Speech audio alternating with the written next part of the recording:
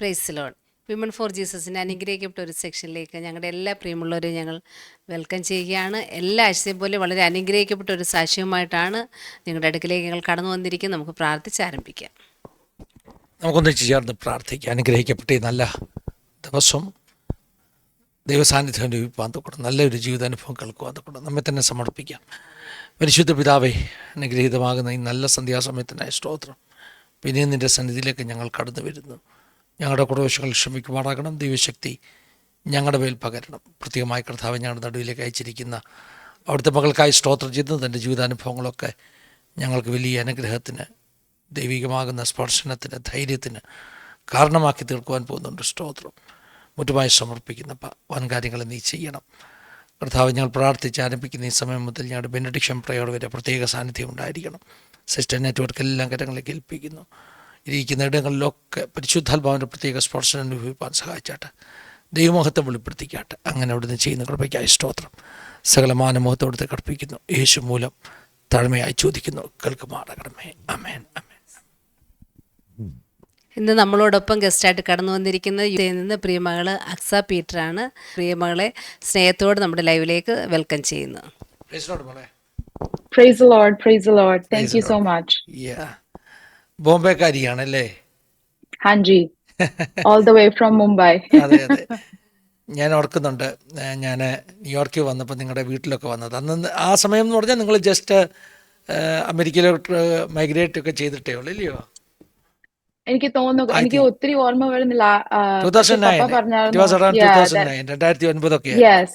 അന്നേരമൊക്കെ നിങ്ങൾ പഠിച്ചുകൊണ്ടൊക്കെ ഇരിക്കുക. അതെ അതെ, നിങ്ങളുടെ വിദ്യാഭ്യാസ കാലമൊക്കെ. ദൈവത്തിന് സ്തോത്രം. ഈ പപ്പായ കഴിഞ്ഞ ദിവസം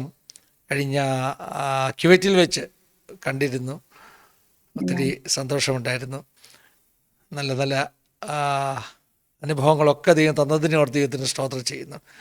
ഒത്തിരി സന്തോഷമുണ്ട്. നമ്മുടെ ഈ പ്ലാറ്റ്ഫോമിൽ അക്സയ്ക്കും ജോയിൻ ചെയ്യാനൊക്കെ ദൈവം സാവകാശം ഒരുക്കിയതിൽ ഒത്തിരി സന്തോഷമുണ്ട്.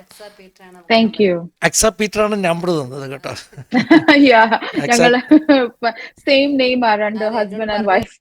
ഞങ്ങളുടെ രണ്ടുപേരും പേര് സെയിം ആണെന്ന് പറഞ്ഞു.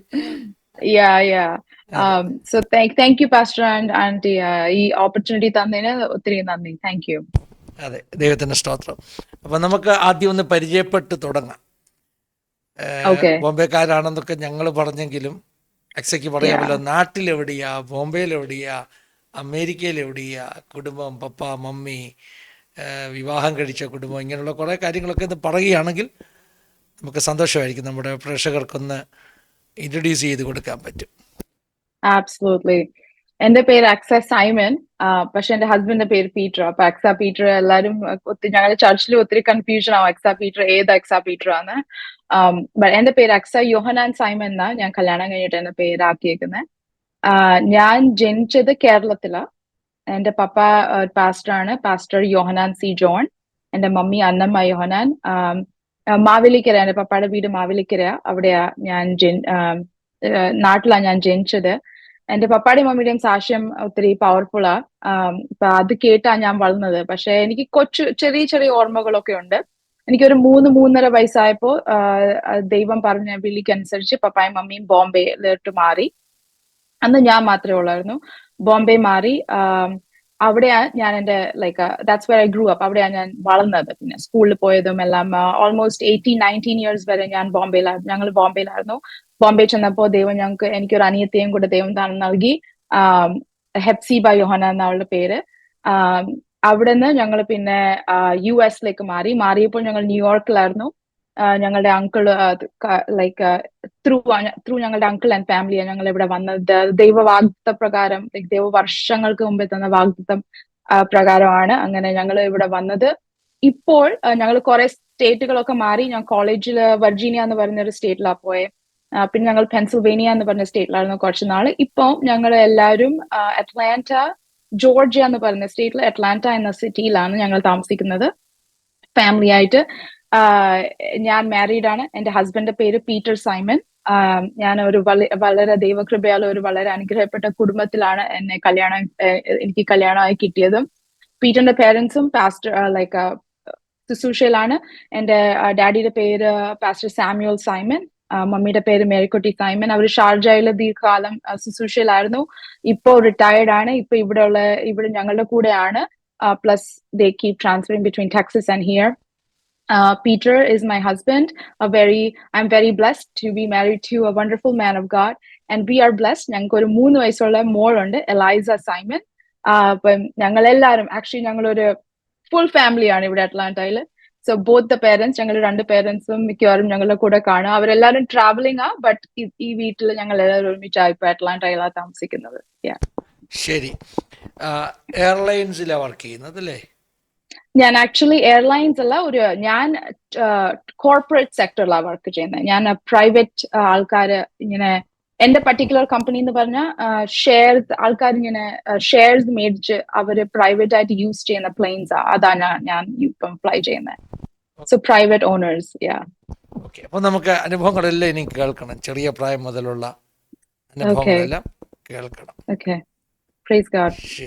ഞാൻ പറഞ്ഞ പോലെ ഞാൻ ജനിച്ചത് കേരളത്തിലാണ്. ഞാൻ ജനിച്ചപ്പോൾ എന്റെ പേരൻസ് രക്ഷിക്കപ്പെട്ടിട്ടില്ലായിരുന്നു. ഒരു സമുദായത്തിലായിരുന്നു. യാക്കോബ കുടുംബത്തിലാണ് എന്റെ പപ്പ ജനിച്ചതും വളർന്നതും. മാർത്തോമ കുടുംബത്തിലാണ് എന്റെ മമ്മി ജനിച്ചതും വളർന്നതും. എനിക്ക് പ്രായം വെച്ച നാളുകൾ ഞാൻ എന്റെ പേരൻസിന്റെ സാക്ഷ്യം കേട്ട് അനുഭവിച്ച ഒരു ആളാണ് ഞാൻ. ചെറിയ ചെറിയ ഓർമ്മകളുണ്ട് ചെറുപ്പത്തിലെ, ബട്ട് അതെല്ലാം ഞാൻ പപ്പായുടെയും മമ്മിയുടെയും അവര് സാക്ഷ്യം പറയുമ്പോൾ അത് കേട്ട് അങ്ങനെ വളർന്ന ഒരാളാണ്. അങ്ങനെ എന്റെ ഫെയ്ത്ത് ജേർണി അവിടുന്ന് തുടങ്ങിയത്. അപ്പം എന്റെ പപ്പായുടെ മണി സാക്ഷ്യം പെട്ടെന്ന് പറയാം. ഒത്തിരി പ്രയാസങ്ങളൊക്കെ ഉണ്ടായി ജീവിതത്തിൽ, കടഭാരങ്ങളോ അതൊക്കെ ഉണ്ടായി. എന്റെ പപ്പ മദ്യപാനി ആയിരുന്നു, കംപ്ലീറ്റ് ആൽക്കഹോളിസത്തിൽ അങ്ങനെ. പക്ഷെ ചെറുപ്പത്തിലെ ദൈവവിളി പപ്പായുടെ മേലുണ്ടായിരുന്നു. പപ്പായുടെ മമ്മിയെ ഒത്തിരി പ്രാർത്ഥിക്കുകയും ഒക്കെ ചെയ്യുമായിരുന്നു. അപ്പം എന്റെ പപ്പായ്ക്ക് ഒരു ദിവസം എഴുന്നേക്കാൻ പറ്റിയില്ല. വേസ്റ്റ് ഡൗൺ പാരലൈസ് ആയിപ്പോയി. എന്നിട്ട് ഡോക്ടേഴ്സ് എല്ലാം പറഞ്ഞു ഇനി ഒന്നും ചെയ്യാൻ പറ്റത്തില്ല, ജീവിതകാലം മൊത്തം. അത് പപ്പായുടെ ലൈഫിൽ ഒരു ചേഞ്ചിങ് ഇൻസ്റ്റൻസ് ആയിരുന്നു. അങ്ങനെ ദൈവത്തോട് സംസാരിച്ചു. ദൈവം അത്ഭുത സൗഖ്യം കൊടുത്തു പപ്പായ്ക്ക്. അങ്ങനെ അതൊരു വഴിത്തിരിവായി മാറി ആ സമയത്ത്. അങ്ങനെ എന്റെ പപ്പായും മമ്മിയും അതിന്റെ ഇടയ്ക്ക് ഒത്തിരി സാക്ഷ്യങ്ങളുണ്ട്. ഞാൻ എന്റെ മമ്മിയോട് എപ്പോഴും പറയും she needs to write a book for കാരണം അവർക്ക് ഒത്തിരി സാക്ഷ്യങ്ങളും അതെല്ലാം ഞാൻ കേട്ട് വളർന്നതാണ്. പക്ഷെ അങ്ങനെ ഞങ്ങൾ ദൈവവിളി കേട്ടത് വീട്ടിൽ നിന്ന് അവർ തന്നെ പെന്തിക്കോസ് അനുഭവത്തിലേക്ക് മാറി. എതിർപ്പുകളും ഒത്തിരി വിരോധങ്ങളും ഒക്കെ ഉണ്ടായി. കാരണം ആ ട്രഡീഷണൽ സമൂഹം ബിലീവ് എന്നൊക്കെ മാറിയപ്പോൾ അതിൻ്റെതായുള്ള എല്ലാവർക്കും ഇച്ചിരി എതിർപ്പുകളൊക്കെ ഉണ്ടായിരുന്നു. പക്ഷെ ദൈവം അവിടെ നിന്നെല്ലാം വിളിച്ചു. അങ്ങനെ ദൈവ വാഗ്ദത്ത പ്രകാരം എനിക്ക് 3-3.5 വയസ്സുള്ളപ്പം പപ്പായുടെ വാക്കുകൾ പറഞ്ഞ പപ്പ ഏറ്റവും വെറുത്ത ഒരു സ്ഥലമാണ് ബോംബെ. പക്ഷെ ദൈവം പറഞ്ഞു അങ്ങോട്ടേക്കാണ് ഇനിയും പറഞ്ഞു വിടുന്നത്. അങ്ങനെ ദൈവ ആലോചന പ്രകാരം എന്നെ കൊച്ചിനെയും അവർ രണ്ടുപേരും ഒന്നുമില്ലാതെ അവരുടെ തുണികൾ മാത്രം പാക്ക് ചെയ്ത് ബോംബെയിലെത്തി.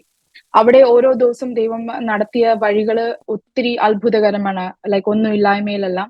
പക്ഷെ ഞാൻ ഫാസ്റ്റ് ഫോർവേഡ് ചെറുപ്പത്തിൽ അറിയാം, ചെറിയ ബോംബെയിൽ ആ പാസ്റ്റങ്ങളും ആന്റിയും താമസിക്കുന്നപ്പോ അറിയാം നമ്മളെ ചോളുകളെല്ലാം.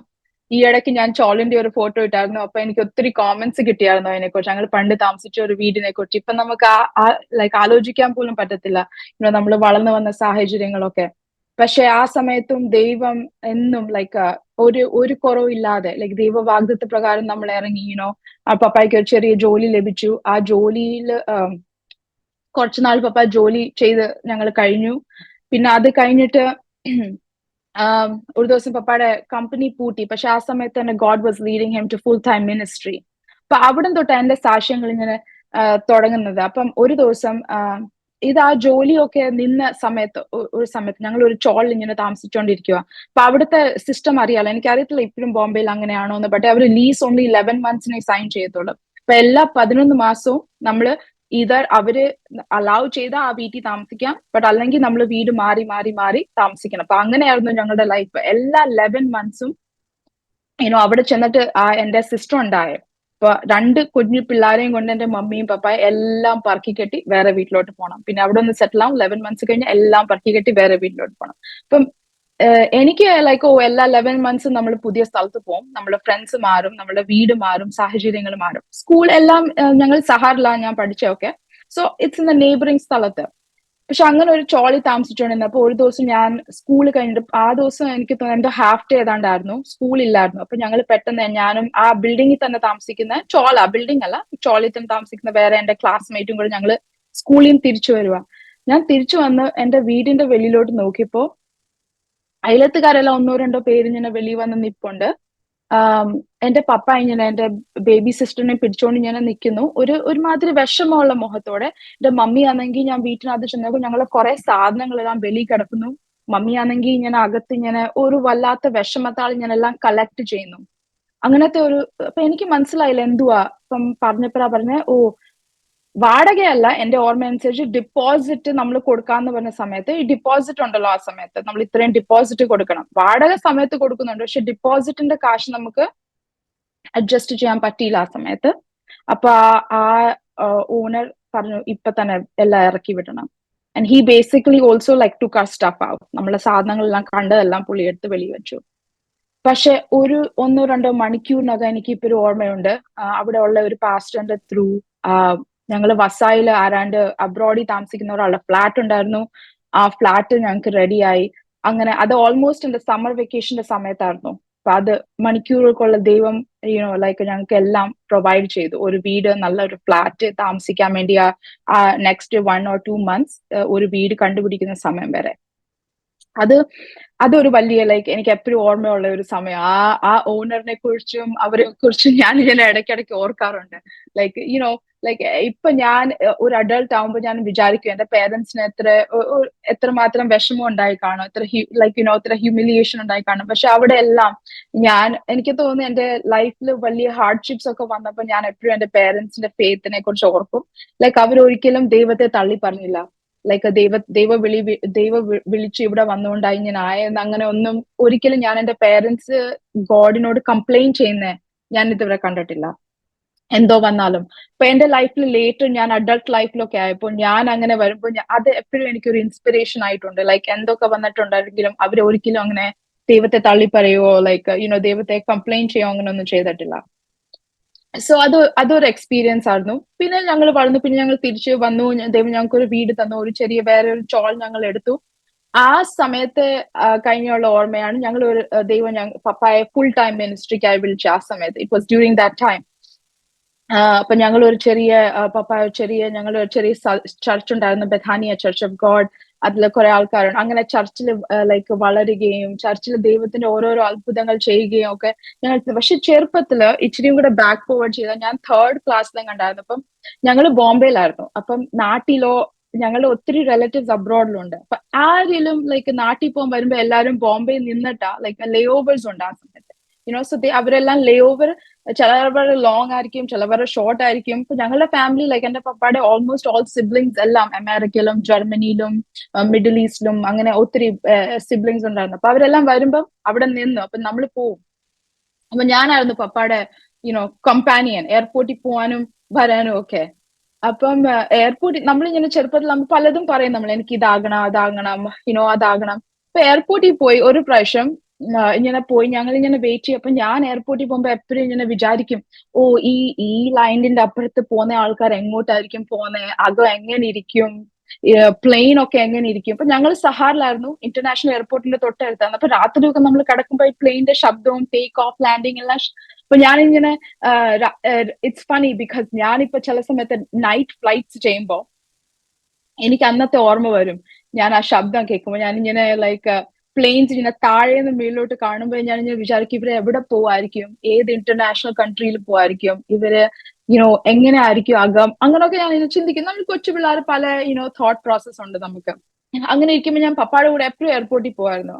എനിക്കറിയത്തില്ല എക്സാക്ട്ലി എങ്ങനെയാ ഇന്ന് ഞാൻ പറയുന്നത്, അത് ദൈവഹിതം, ദൈവം എന്റെ മനസ്സിൽ കൊണ്ടിട്ട ഒരു ആഗ്രഹം. എക്സാക്ട്ലി എനിക്കറിയില്ല എപ്പോഴാ അത് തുടങ്ങിയ. പക്ഷെ ഒരു ദിവസം പപ്പ ഇവിടാണ്ട് പ്രാർത്ഥിക്കാൻ പോയപ്പോ അവരിങ്ങനെ തമാശക്ക് ഇങ്ങനെ ചോദിക്കും, മോൾക്ക് വലുതാകുമ്പോ എന്തോ ആകണം. എന്നാ ഞാൻ ഭയങ്കര കോൺഫിഡന്റ്ലി പറഞ്ഞ് എനിക്ക് വലുതാകുമ്പോ പൈലറ്റ് ആകണം. അപ്പൊ ഇത് കേട്ടപ്പോ എല്ലാരും ലൈക്ക് ഇറ്റ്സ് ലൈക്ക് ഇന്ന് എന്റെ കൊച്ചു എന്നോട് പറയുമ്പോ I want be like a super woman or unicorn അപ്പൊ നമ്മളിങ്ങനെ ചിരിച്ചു പറയുമ്പോ ഓക്കെ. എനിക്ക് തോന്നി ലൈക്ക് അതുപോലത്തെ ഒരു റിയാക്ഷൻ ആയിരുന്നു.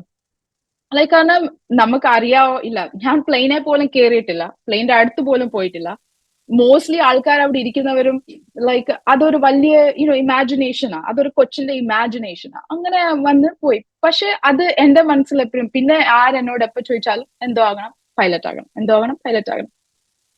അങ്ങനെ സ്കൂളിൽ പോയി. പക്ഷെ എന്റെ പേഴ്സണൽ ആയിട്ടുള്ള ദൈവത്തിനോടുള്ള ഒരു റിലേഷൻഷിപ്പ് ഐ തിങ്ക് ഞാൻ 7th-ലോ 8th-ലോ ആയിരുന്നപ്പോഴാ തുടങ്ങിയത്. ഞാന് എന്റെ ടീനേജ് ഇയേഴ്സ് ആയപ്പം ഞാൻ ഒരു ഓവർ വെയ്റ്റ് കിഡായി മാറി, like because of my lifestyle and everything. So I was very overweight. 2-3 വർഷം എന്റെ ക്ലാസ്സിൽ ഞാൻ ഏറ്റവും ലൈക്ക് ഹയസ്റ്റ് വെയിറ്റ് കിഡായിരുന്നു. നമ്മളെ PT ടീച്ചേഴ്സ്മാരുണ്ടല്ലോ, അവര് മേക്ക് ഷുവർ ചെയ്യും നമ്മളെ പറയാൻ like, oh you are the heaviest in the class.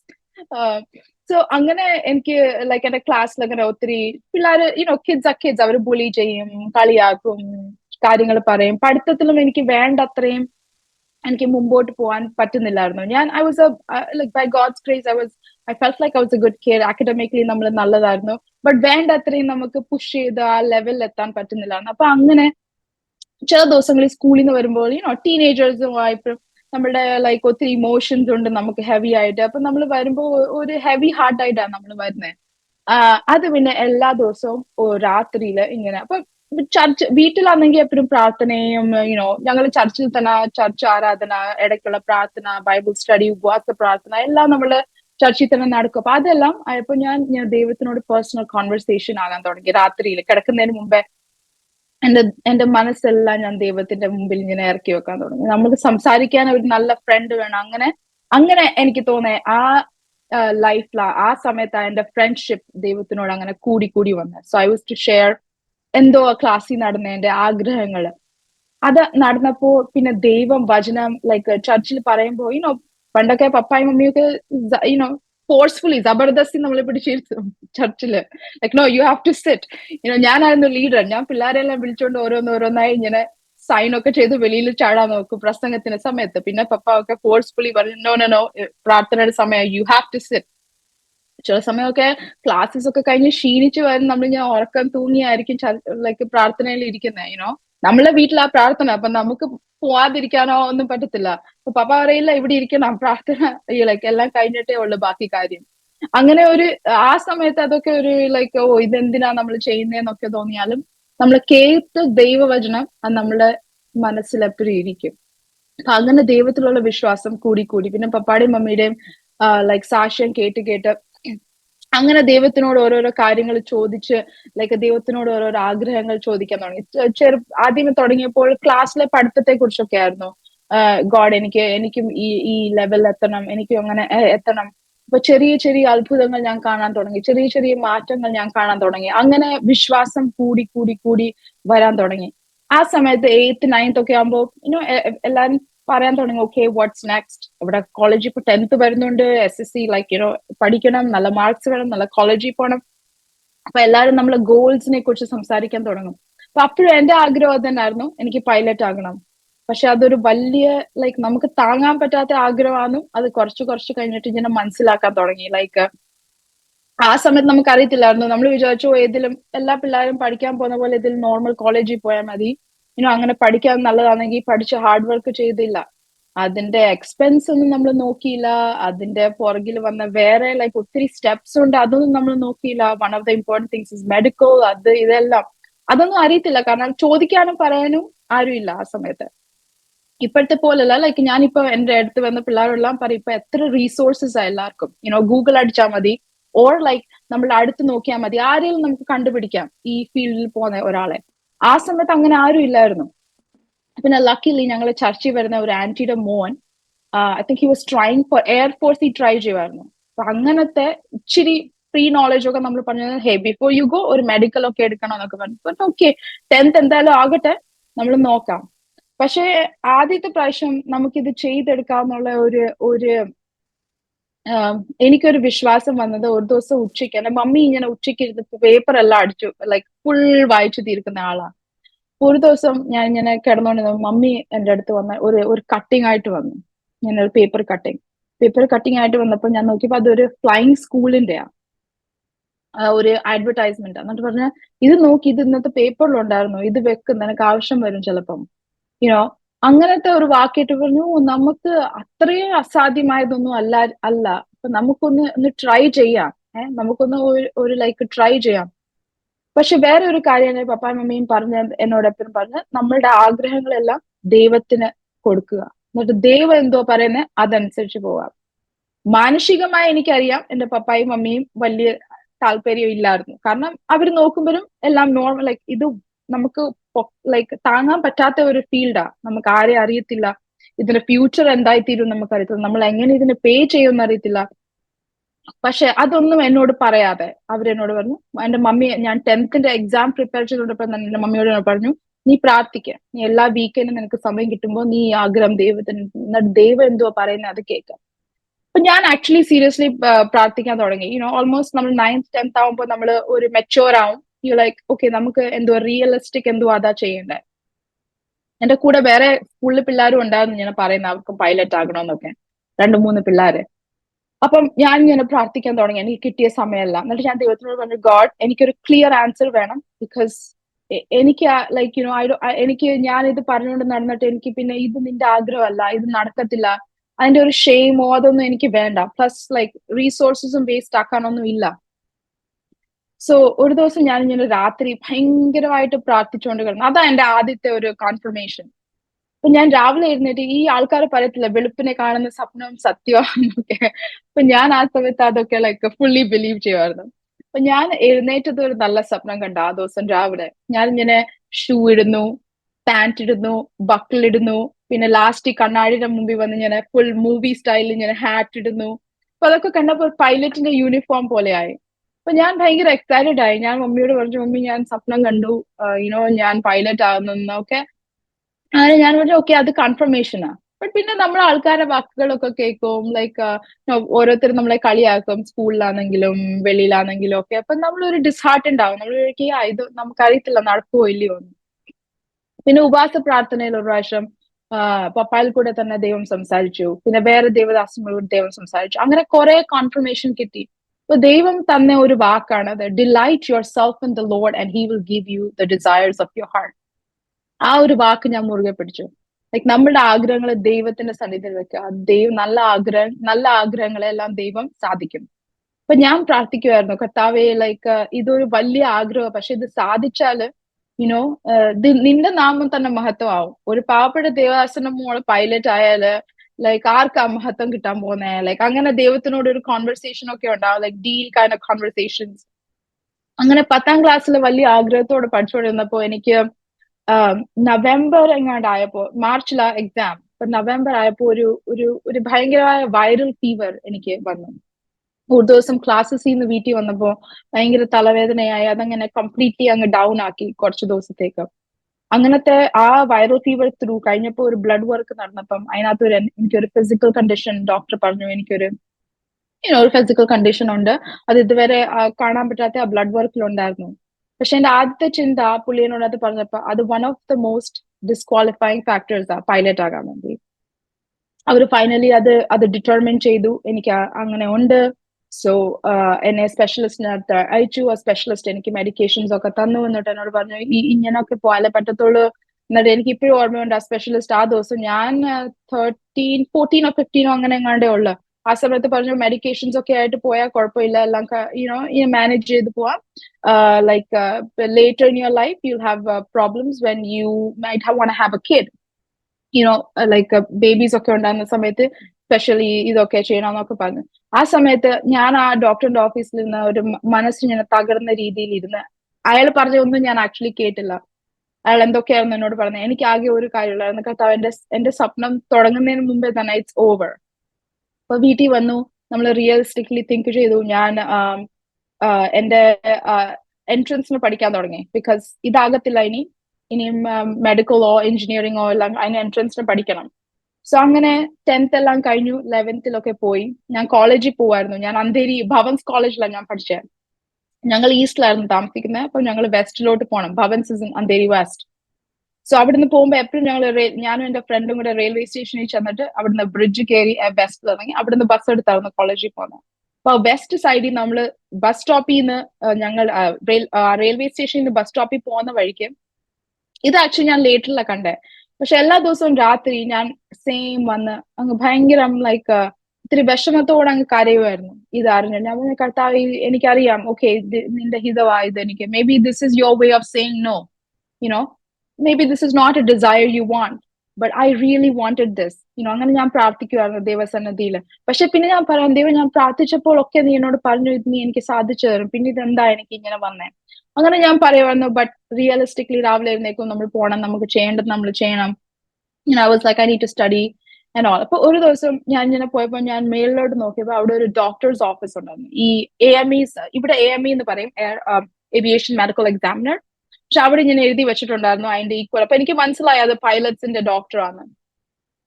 അപ്പൊ എപ്പോഴും അങ്ങോട്ട് പോകുമ്പോഴും വരുമ്പോഴും എല്ലാം ഞാൻ ഈ ബോഡി നോക്കും, എന്നിട്ട് പോവും, പിന്നെയും നോക്കും. പിന്നെ ഒരു ദിവസം ഞാൻ എന്റെ ഫ്രണ്ടിനോട് പറഞ്ഞു, ഹേയ് നമുക്ക് മേല് വരെ ഒന്ന് പോവാം. അവൾ എന്നെ നോക്കിയിട്ട് പറഞ്ഞു, എവിടെ? ഞാൻ പറഞ്ഞു, നീ വാ എന്റെ കൂടെ, എനിക്ക് ഒരാളോട് ഒരു ചോദ്യം ചോദിക്കണം. അപ്പൊ ഞാൻ ഭയങ്കര ലൈക്ക് എന്റെ ഉള്ള ഗട്ട്സ് എല്ലാം കൂടെ ഞാൻ മേളിൽ പോയി ആ ഡോക്ടറിന്റെ ഓഫീസിൽ. ഒരു വലിയ ഡോക്ടറിന്റെ ഓഫീസ്. അവിടെ ചെന്നപ്പോ ഞാൻ റിസപ്ഷനിസ്റ്റിനോട് ചോദിച്ചു, ഹേ ഈ ഡോക്ടർ ഇവിടെ ഉണ്ടോ? അവൾ ചോദിച്ചു, ഇന്നില്ല, എന്താ? ഞാൻ പറഞ്ഞു, എനിക്കൊരു ക്വസ്റ്റ്യൻ ചോദിക്കണമായിരുന്നു. അപ്പൊ അവൾ എന്നോട് സംസാരിക്കാൻ തുടങ്ങി. അപ്പൊ ഞാൻ അവളോട് ചോദിച്ചു, എന്നോട് ഡോക്ടർ പറഞ്ഞു എനിക്ക് ഇങ്ങനെ ഉണ്ട്, ബട്ട് എനിക്കൊരു സെക്കൻഡ് ഒപ്പീനിയൻ വേണമായിരുന്നു, ഒരു പൈലറ്റ് ഡോക്ടറിനെ കൊണ്ട് ലൈക്ക് എങ്ങനെയെങ്കിലും കാണാൻ പറ്റുമോ? അപ്പൊ അവൾ ആദ്യമേ എന്നെ നോക്കിട്ട് പറഞ്ഞു, നാളെ നീ വാ നിന്റെ പേരന്റിനെയും കൂട്ടി, എന്നിട്ട് നമുക്ക് സംസാരിക്കാം. അപ്പൊ ഞാൻ പറഞ്ഞു, ഓക്കെ ഏത് സമയത്തായിരിക്കും doctor? She said come at this time. It's like okay. അപ്പൊ ഞാൻ വീട്ടിൽ പോയിട്ട് മമ്മിയോട് പറഞ്ഞു, മമ്മി നമുക്കൊന്ന് പോയി സംസാരിക്കാം. അപ്പൊ ഞാൻ അവിടെ ചെന്നപ്പോ ആദ്യത്തെ പ്രാവശ്യം എനിക്ക് ഓർമ്മയുണ്ട് അവിടെ 2 ആൾക്കാരുണ്ടായിരുന്നു. ഒന്ന് ഈ ഡോക്ടറും ഒന്ന് ആക്ച്വലി ഒരു മലയാളി വേറെ ഒരു മനുഷ്യനും ഉണ്ടായിരുന്നു ആ റൂമിൽ. അപ്പൊ ഞാൻ ഈ ഡോക്ടറോട് സംസാരിച്ചു. ഈ പുള്ളി ലൈക്ക് എയർ ഇന്ത്യയുടെ ബോർഡ് ഓഫ് പാനലിൽ ഇരിക്കുന്ന ആളാണ്. അപ്പൊ എന്റെ സ്റ്റോറി എല്ലാം പുള്ളിയോട് പറഞ്ഞു. ഞാൻ പറഞ്ഞു, എനിക്ക് വലിയ ആഗ്രഹമുണ്ട്, പക്ഷെ ഇതാ ഞാൻ നോക്കിയപ്പോ ഒക്കെ ഇത് ഡിസ്ക്വാളിഫൈങ് ഫാക്ടറാ, ഇത് ടോപ്പിൽ തന്നെ എഴുതിയിട്ടുണ്ട്. അപ്പൊ അയാൾ എന്നോട് പറഞ്ഞു, യാ അത് മെയിൻലി അങ്ങനെ ആണെങ്കിൽ അത് ഡിസ്ക്വാളിഫൈങ് ആണ്. ബട്ട് അയാൾ എന്നോട് ചോദിച്ചു, do you think all these people in air India don't have this condition? I was like, do you know? It's like it's there is some ways how you can manage and how you can get through, and there is ways that we can work with it. There are rules that will help you to get through. അതൊരു ray of hope ആയി മാറി. പിന്നെ ദൈവം സഹായിച്ചു actually ആ doctor. പക്ഷെ ആ ഇരുന്ന ആള് മലയാളം ഞങ്ങൾക്ക് മനസ്സിലായപ്പോ ഞങ്ങളൊന്ന് സംസാരിച്ചപ്പോ വെളി വന്നപ്പോ പുള്ളി എന്റെ മമ്മിയോട് പറഞ്ഞു, ഇത് റിസ്കിയാ, അങ്ങനെ എല്ലാം ശരിയായി വന്നാലേ പറ്റത്തുള്ളൂ, അതുകൊണ്ട് മോള് വേറെ എന്തെങ്കിലും ചെയ്യുന്നതായിരിക്കും നല്ലത്. എനിക്ക് ഇപ്പോഴും ഓർമ്മയുണ്ട് ആ പുള്ളി, എനിക്ക് തോന്നുന്നു ഡോക്ടർ ആയിരുന്നു. I can remember what he was. പക്ഷെ ഈ ഡോക്ടർ എനിക്ക് തോന്നുന്നു ദൈവം സഹായിച്ചു ആ സമയത്ത്. പുള്ളി പറഞ്ഞു, no we can work, I will tell you what exactly you have to do, and then we can put the paper work together, we can do all the stuff that we need to, and then we can get it approved. So അങ്ങനെ പുള്ളി എന്നെ കുറെ സഹായിച്ചു. അങ്ങനെ ആദ്യത്തെ പ്രാവശ്യം എന്റെ medical ഞാൻ പുള്ളിയുടെ അടുത്തായി എടുക്കുന്നു, ഫ്ലൈറ്റ് ട്രെയിനിങ്ങിന് പോകാൻ വേണ്ടി. പുള്ളി എന്നെ ഹെൽപ്പ് ചെയ്തു, ഞാൻ ചെയ്യേണ്ടതെല്ലാം പുള്ളി എന്നോട് പറഞ്ഞു. പക്ഷെ വലിയ ദൈവത്തിന്റെ ഒരു മിറക്കിളായിരുന്നു അങ്ങനെ ഒരാളെ കണ്ടുപിടിക്കാനും ആ പുള്ളി എന്നെ സഹായിക്കാനും. പിന്നെ നോക്കി കണ്ടുപിടിച്ച് ഞാൻ ബോംബെ ഫ്ലൈയിങ് ക്ലബിൽ ആദ്യമേ ഞാൻ പഠിച്ചത്. അത് മുംബൈയിൽ എനിക്ക് തോന്നുന്നു ഇപ്പോഴും ഉണ്ട്, ജുഹു എയർപോർട്ടിൽ. അത് ആദ്യമേ നമ്മൾ ഗ്രൗണ്ട് ട്രെയിനിങ് ചെയ്യുന്ന. അപ്പം കാശ് നമ്മള് ഇഷ്ടം പോലെ. ഞാൻ ക്ലാസ്സിൽ ചെന്നിരുന്നപ്പോ എന്റെ കൂടെ ഇരിക്കുന്നത് കമ്മീഷണറിന്റെ മോൻ, വലിയ ബിസിനസ്മാന്റെ മോൾ, വേറെ ലൈക്ക് വലിയ ഹൈ പ്രൊഫഷണൽ ആൾക്കാരുടെ മക്കളായിരിക്കുന്നതെല്ലാം. കാരണം അങ്ങനത്തെ ആൾക്കാർക്ക് ഇത് അഫോർഡ് ചെയ്യാൻ പറ്റത്തുള്ളൂ, അപ്പൊ ഞാൻ എല്ലാരും ഇങ്ങനെ ഇൻട്രൊഡ്യൂസ് ചെയ്ത. പക്ഷെ ഞാൻ അവിടെ നിന്ന് ചിന്തിച്ചു, ഓക്കെ വാട്ട്, ഇറ്റ്സ് ഓക്കെ. എന്റെ പപ്പ ഏറ്റവും വലിയ ഒത്തിരി എക്സ്പെൻസീവ് ജോലി ചെയ്യുന്ന ആളാ. സോ അങ്ങനത്തെ ഒക്കെ ലൈക്ക്. പക്ഷെ പിള്ളേരും എല്ലാം ദൈവകൃപയാൽ എന്റെ ക്ലാസ്മേറ്റ്സ് എല്ലാം ഒത്തിരി നല്ലതായിരുന്നു. അവിടെ എല്ലാം ദൈവം സഹായിച്ചു. ഗ്രൗണ്ട് ട്രെയിനിങ് എല്ലാം കഴിഞ്ഞു. ഇനി ഫ്ലൈറ്റ് ട്രെയിനിങ്ങിന് പോകാൻ സമയമായി. അപ്പോഴും ഞാൻ ദൈവത്തിനോട് ഒരു ലാസ്റ്റ് പ്രാവശ്യം ചോദിച്ചു, ഫ്ലൈറ്റ് ട്രെയിനിങ്ങിന് പോകുന്നതിന് മുമ്പേ നമ്മളൊരു ക്ലാസ് 1 മെഡിക്കൽ എടുക്കണം. അതാ ഒത്തിരി സ്ട്രിക്റ്റ് ആയിട്ടുള്ള മെഡിക്കൽ. അപ്പൊ ഞാൻ ദൈവത്തിനോട് പറഞ്ഞു, ദൈവമേ ഞാൻ മരുന്നൊന്നും എടുക്കുന്നില്ല, എന്റെ ബോഡി എങ്ങനെയാണ് അങ്ങനെ തന്നെ ഞാൻ പോവാ. ഇത് ഞാൻ ദൈവത്തിനോട് പറഞ്ഞു, God this is your last chance. ഇത് കഴിഞ്ഞിട്ട് നമ്മള് ബിഗ് മണി ആ കൊടുക്കാൻ പോന്നേ. അതുകൊണ്ട് ഞാൻ ദൈവത്തിന്റെ ലാസ്റ്റ് ചാൻസാ. ഇനി എന്നെ ആഗ്രഹിക്കുന്നില്ലെങ്കിൽ ഇന്ന് ലൈക്ക് നിർത്തിക്കണോ ഇത്. അപ്പൊ എനിക്ക് ഓർമ്മയുണ്ട്, ഞാൻ എന്റെ ഒരു ഫ്രണ്ടിന്റെ കൂടെ പോയി, ഞങ്ങൾ 2 പേരും പോയി. അതൊരു ഫുൾ ഡേയുടെ പ്രോസസ്സാണ്. നമ്മൾ രാവിലെ തുടങ്ങും, ഓരോ ഡിപ്പാർട്ട്മെന്റിൽ പോയി അവർ പറയുന്ന ചെക്സ് എല്ലാം നമ്മൾ ചെയ്യണം. എന്നിട്ട് ലാസ്റ്റിൽ റിപ്പോർട്ട്സ് എല്ലാം കൊണ്ടുവന്ന് ഒരു പെയിൻ ഡോക്ടറിന്റെ അടുത്ത് കൊടുക്കണം. എന്നിട്ട് ആ ഡോക്ടർ അതെല്ലാം വെരിഫൈ ചെയ്തിട്ട് നമ്മളോട് പറയും എന്തെങ്കിലും കുഴപ്പമുണ്ടോ ഇല്ലയോ, ഇല്ലെങ്കിൽ നമുക്ക് അപ്രൂവ് ചെയ്ത് തരും. അപ്പൊ ഞങ്ങൾ ഫുൾ ഡേ പോയി എല്ലാ ഡിപ്പാർട്ട്മെന്റ്സിന് അടുത്തുനിന്ന് പോയി എല്ലാ ചെക്കപ്പും ചെയ്തു. എന്റെ ഫൈനൽ റിവ്യൂവിന് വേണ്ടി ആ ഡോക്ടറിന്റെ അടുത്ത് ചെന്നു. ഞാൻ പ്രാർത്ഥിച്ചുകൊണ്ട് അകത്തോട്ട് ചെന്നു. എന്നിട്ട് ഇയാൾ ഇങ്ങനെ ഓരോന്നും ഞാൻ check check check check check check എനിക്ക് കാണാം ഇയാൾ പോകുന്നത്. എന്നിട്ട് എനിക്കറിയാം അടുത്ത ആ ബ്ലഡ് വർക്ക് എന്റെ ഈ ഇഷ്യൂവിനെ പറ്റിയുള്ളതാ. ഞാൻ ഇങ്ങനെ കണ്ണടച്ചു. എന്നിട്ട് ആള് പറഞ്ഞു നോർമൽ എന്ന് പറഞ്ഞിട്ട് ഞാൻ ഒരു ചെക്ക് മാർക്ക് ഇട്ടു. എന്നിട്ട് ആള് ഫുൾ, അന്ന് എനിക്ക് എന്റെ കൂടെ വന്ന കുട്ടി അവള് ഫുള്ളി നോർമൽ, അവൾക്ക് പ്രശ്നങ്ങളൊന്നും ഇല്ലായിരുന്നു. പക്ഷെ അവൾക്ക് അവരെന്തോ റീടേക്ക് ചെയ്യണമെന്ന് പറഞ്ഞു. പക്ഷെ ദൈവം സഹായിച്ചു എനിക്ക് അവരൊന്നും മെഡിക്കലും സ്റ്റാമ്പ് ചെയ്ത് അവരെന്റെ കയ്യിൽ തന്നു. അന്ന് എനിക്ക് മനസ്സിലായി ലൈക്ക് യുനോ അതുവരെ ലൈക്ക് എനിക്ക് ഒത്തിരി ബുദ്ധിമുട്ടായിരുന്നു. ലൈക്ക് അത്രയും ചെറുപ്പത്തിൽ ഇങ്ങനെ ഒരു ഫിസിക്കൽ കണ്ടീഷൻ നമുക്ക് ഉണ്ടാവുമെന്ന് പറയുമ്പോൾ നമ്മുടെ മനസ്സിൽ നമുക്ക് ഒത്തിരി ഭാരം തോന്നും. എന്റെ ഡയഗ്നോസിസ് ഒക്കെ ആയപ്പോ എനിക്കറിയാം എന്റെ പേരൻസിന് ഒത്തിരി വിഷമം തോന്നി. എസ്പെഷ്യലി എന്റെ മമ്മിക്ക് ഒത്തിരി വിഷമം തോന്നിയായിരുന്നു. ഞാൻ എന്റെ മമ്മി പ്രാർത്ഥിക്കുന്ന കേൾക്കുമായിരുന്നു, കർത്താവെ എന്തിനാ എന്റെ കൊച്ചിന്, എനിക്കിത് തന്നാ മതിയായിരുന്നു. ലൈക്ക് അങ്ങനെയൊക്കെ ഒത്തിരി വിഷമത്തോടെ ഇങ്ങനെ ലൈക്ക് മമ്മി പ്രാർത്ഥിക്കുന്നത് ഞാൻ കേൾക്കുമായിരുന്നു ഞാൻ രാത്രിയിലൊക്കെ. അപ്പൊ എനിക്ക് ഒത്തിരി വിഷമം തോന്നുമായിരുന്നു. എന്നിട്ട് ഞാൻ വിചാരിക്കും കർത്താവെ നമ്മളുടെ മനസ്സിന് ഞാൻ ആർക്കും വരാത്തത് എനിക്ക് വന്നു ഈ പ്രായത്തില്. Like am I cursed? like പക്ഷെ ഓരോ ലൈക്ക് ലൈഫിലെ ഫേസ് ത്രൂവിൽ പോകുമ്പോഴും കർത്താവ് എപ്പോഴും എന്നെ ഓർമ്മിപ്പിക്കും. അന്നും എന്റെ പപ്പായിൽ കൂടെ തന്നെ ലൈക്ക് ആക്ച്വലി ദൈവം ഒരു വാഗ്ദത്തം തന്ന, ഇത് ഒരിക്കലും തിന്മയ്ക്കല്ല, എല്ലാം നന്മയ്ക്കായിട്ടാ ദൈവം തരുന്നത്. ലൈക്ക് ഒന്നും ഒരു കേഴ്സ് അല്ല, എല്ലാം ഒരു ബ്ലെസ്സിങ് ആണ്. അപ്പൊ ഈ ഒരു കണ്ടീഷൻ ഉണ്ടെങ്കിലും അത് ദൈവം എനിക്ക് തന്നെ ദൈവത്തിന്റെ കൂടെ എപ്പോഴും നടക്കാനുള്ള ഒരു കണ്ടീഷനാ. So it's never gonna be a curse, it's always a blessing no matter what. അപ്പൊ അങ്ങനെ പോയി ഞാൻ ഫ്ലൈറ്റ് ട്രെയിനിങ് തുടങ്ങി. നമ്മൾ വിചാരിക്കുമ്പോ ഇത്രത്തോളമായി ഓക്കെ ഇത് ശരിയാവും. ബട്ട് ഇവിടെ ഒരു വലിയ ബാറ്റിൽ തുടങ്ങിയത്. അതുവരെ എനിക്ക് അത്രയും തോന്നിയിട്ടില്ല. ബട്ട് ഞാൻ ഫ്ലൈറ്റ് ട്രെയിനിങ്ങിന് പോയി കഴിഞ്ഞപ്പോഴാണ് എനിക്ക് തുടങ്ങിയത്. ഞാൻ തൊടുന്നതും പിടിക്കുന്നതും എല്ലാം തടസ്സമാണ്. ഒരാൾക്ക് ഒരു സ്റ്റെപ്പ് ചെയ്യണമെങ്കിൽ A to B ഞാൻ നടന്നു പോവാം. ഞാൻ A to B പോകണമെങ്കിൽ ഞാൻ A up B C D E ഇവിടെ എല്ലാം ഒരു 10 സ്റ്റെപ്പ് കഴിഞ്ഞാലേ എനിക്ക് ആ സെയിം സ്റ്റെപ്പിൽ എത്താൻ പറ്റത്തുള്ളൂ. അങ്ങനെയായിരുന്നു ലൈക്ക് എല്ലാം തടസ്സങ്ങളായി. പിന്നെ അപ്പോഴത്തേക്ക് ഞങ്ങളുടെ പേപ്പർ വർക്ക് എല്ലാം റെഡിയായി US വരാനുള്ളത്. അപ്പം ഞാൻ കുറച്ച് ഫ്ലൈയിങ് അവിടെ ചെയ്തു. എന്നിട്ട് പിന്നെ നിർത്തി. പിന്നെ ഞാൻ വെയിറ്റ് ചെയ്ത് പപ്പാടെ മീഡിയം പേപ്പർ വർക്ക് ഞങ്ങളുടെ ഇന്റർവ്യൂ എല്ലാം കഴിഞ്ഞു. ഇന്റർവ്യൂവില് അവരെനിക്കിട്ട് എല്ലാവരുടെയും വിസ സ്റ്റാമ്പ് ചെയ്ത് കൊടുത്തു. പക്ഷെ എന്നോട് പറഞ്ഞു no you have an additional processing because ഞാൻ ഫ്ലൈ ചെയ്തിട്ടുണ്ട്. സോ 9/11 കഴിഞ്ഞു. US റൂൾസ് ഒക്കെ ഒത്തിരി സ്ട്രിക്റ്റ് ആണ്. ആ ലേഡി എന്നോട് പർട്ടിക്കുലർ പറഞ്ഞു don't worry, it's only gonna take 1 week. ഒരു 1 week എടുക്കത്തുള്ളൂ. പപ്പാടെ മമ്മിയുടെ വിസ ഉടനെ തന്നെ കിട്ടി. എന്റെ സിസ്റ്ററിന്റെയും വിസ ഉടനെ തന്നെ കിട്ടി. എന്റെ വിസ 1 week എന്ന് പറഞ്ഞത് അത് ഓൾമോസ്റ്റ് 11 months എടുത്തു. പപ്പാടെയും മമ്മിയുടെയും വിസ കിട്ടി. ഞങ്ങൾ നാട്ടിലേക്കെല്ലാം ഷിഫ്റ്റ് ആയി ഓൾറെഡി. കാരണം എല്ലാവരും ഒരുമിച്ച് പോവാന്ന്. അതെന്റെ ജീവിതത്തിലെ ഒരു വലിയ ഹാർഡ് സീസൺ ആയി ആ സമയത്ത്. ഞാൻ ഒരിക്കലും നാട്ടിൽ അങ്ങനെ കൂടുതൽ വെക്കേഷൻ അല്ലാതെ കൂടുതൽ സമയത്ത് നിന്നിട്ടില്ല. ഞാൻ എപ്പോഴും എന്റെ പേരൻസിന്റെ കൂടെ ആയിരുന്നു. പപ്പായും മമ്മിയും വെയിറ്റ് ചെയ്തു. അവരുടെ വിസ എക്സ്പയർ ആവും 6 monthsനകം അവർ പോയില്ലെങ്കിൽ. സോ പപ്പായും മമ്മിയും എന്റെ സിസ്റ്ററും വലിയ വിഷമത്തോടെ അവർ ഡിസൈഡ് ചെയ്തു they have to go. So അവര് ജൂണിൽ പോയി. ലൈക്ക് ന്യൂയോർക്കിലേക്ക് വന്നു. ഞാൻ നാട്ടിൽ നിന്നു. അത് വളരെ ഒരു വിഷമം ഉണ്ടായി എല്ലാവർക്കും. പക്ഷെ അന്ന് ദൈവം ഒരു വല്ലാത്ത ഒരു സ്ട്രെങ്ത് എനിക്ക് തന്നു. ഞാൻ ഇപ്പോഴും അത് ആലോചിക്കും. ലൈക്ക് ഞാൻ ഇങ്ങനെ എയർപോർട്ടിൽ ഗുഡ് ബൈ പറഞ്ഞപ്പോ ഞാൻ എന്റെ പപ്പാക്ക് ഭയങ്കര വിഷമത്തിൽ ഇങ്ങനെ കരയുന്ന കാണാമായിരുന്നു. ലൈക്ക് പക്ഷെ അന്ന് കാരണം ഒത്തിരി നാൾ മുമ്പേ ഇത് നടക്കുന്നതിന് മുമ്പേ ദൈവം എനിക്കൊരു സ്വപ്നം കാണിച്ചായിരുന്നു. ഞാൻ ഇങ്ങനെ പ്ലെയിനിൽ അമേരിക്കയ്ക്ക് പോവാം. പക്ഷെ ഞാൻ തന്നെയുള്ള ആ പ്ലെയിനിൽ, പിന്നെ ഫാമിലി ആരും ഇല്ല. അപ്പൊ ഞാൻ വിചാരിച്ചു ഞാൻ പഠിക്കാനൊക്കെ പോവായിരിക്കും എന്നൊക്കെ. അപ്പം ഞാൻ വിചാരിച്ചു ഓക്കെ അങ്ങനെ. പക്ഷെ ആ സ്വപ്നം ദൈവം ആ സമയത്ത് ഓർമ്മിപ്പിച്ചു. ലൈക്ക് ഐ നോ, എനിക്കറിയാം ലൈക്ക് ഇത് ഞാൻ like it's in my plan. ഇതൊന്നും സഡൻ അല്ല. പക്ഷെ ആസ് എ ടീനേജർ ആ 6 months എനിക്ക് ഒത്തിരി ഹാർഡ് ആയിരുന്നു ഇനീഷ്യലി. ഞാൻ എന്റെ ഫ്രണ്ട്സ് ഇല്ലായിരുന്നു. ഞാൻ ജനിച്ചു വളർന്ന സ്ഥലമില്ലായിരുന്നു. പക്ഷെ അത് ദൈവം എന്റെ ഒരു സ്പിരിച്വൽ ഗ്രോത്തിനായി ലൈക്ക് യൂസ് ചെയ്തു. അവിടുത്തെ ചർച്ചിനോടൊപ്പം അവിടുത്തെ യൂത്തിനോടൊപ്പം എന്റെ അമ്മച്ചിയോടൊപ്പം എനിക്ക് എന്റെ ഡാഡിയുടെ മോമിന്റെ കൂടെ കൂടുതൽ സമയം അങ്ങനെ സ്പെൻഡ് ചെയ്യാൻ പറ്റിയില്ല. ബട്ട് ആ ഫുൾ 6 months എനിക്ക് പേഴ്സണലി എന്റെ അമ്മച്ചിയുടെ കൂടെ ഒപ്പം നിൽക്കാനും ഗ്രോ ആവാനും അതൊക്കെ ഒത്തിരി വലിയ അനുഗ്രഹമായി മാറി എന്റെ ജീവിതത്തിൽ. കാരണം അത് കഴിഞ്ഞിട്ട് ഞാൻ എന്റെ അമ്മച്ചിയെ കണ്ടിട്ടില്ല.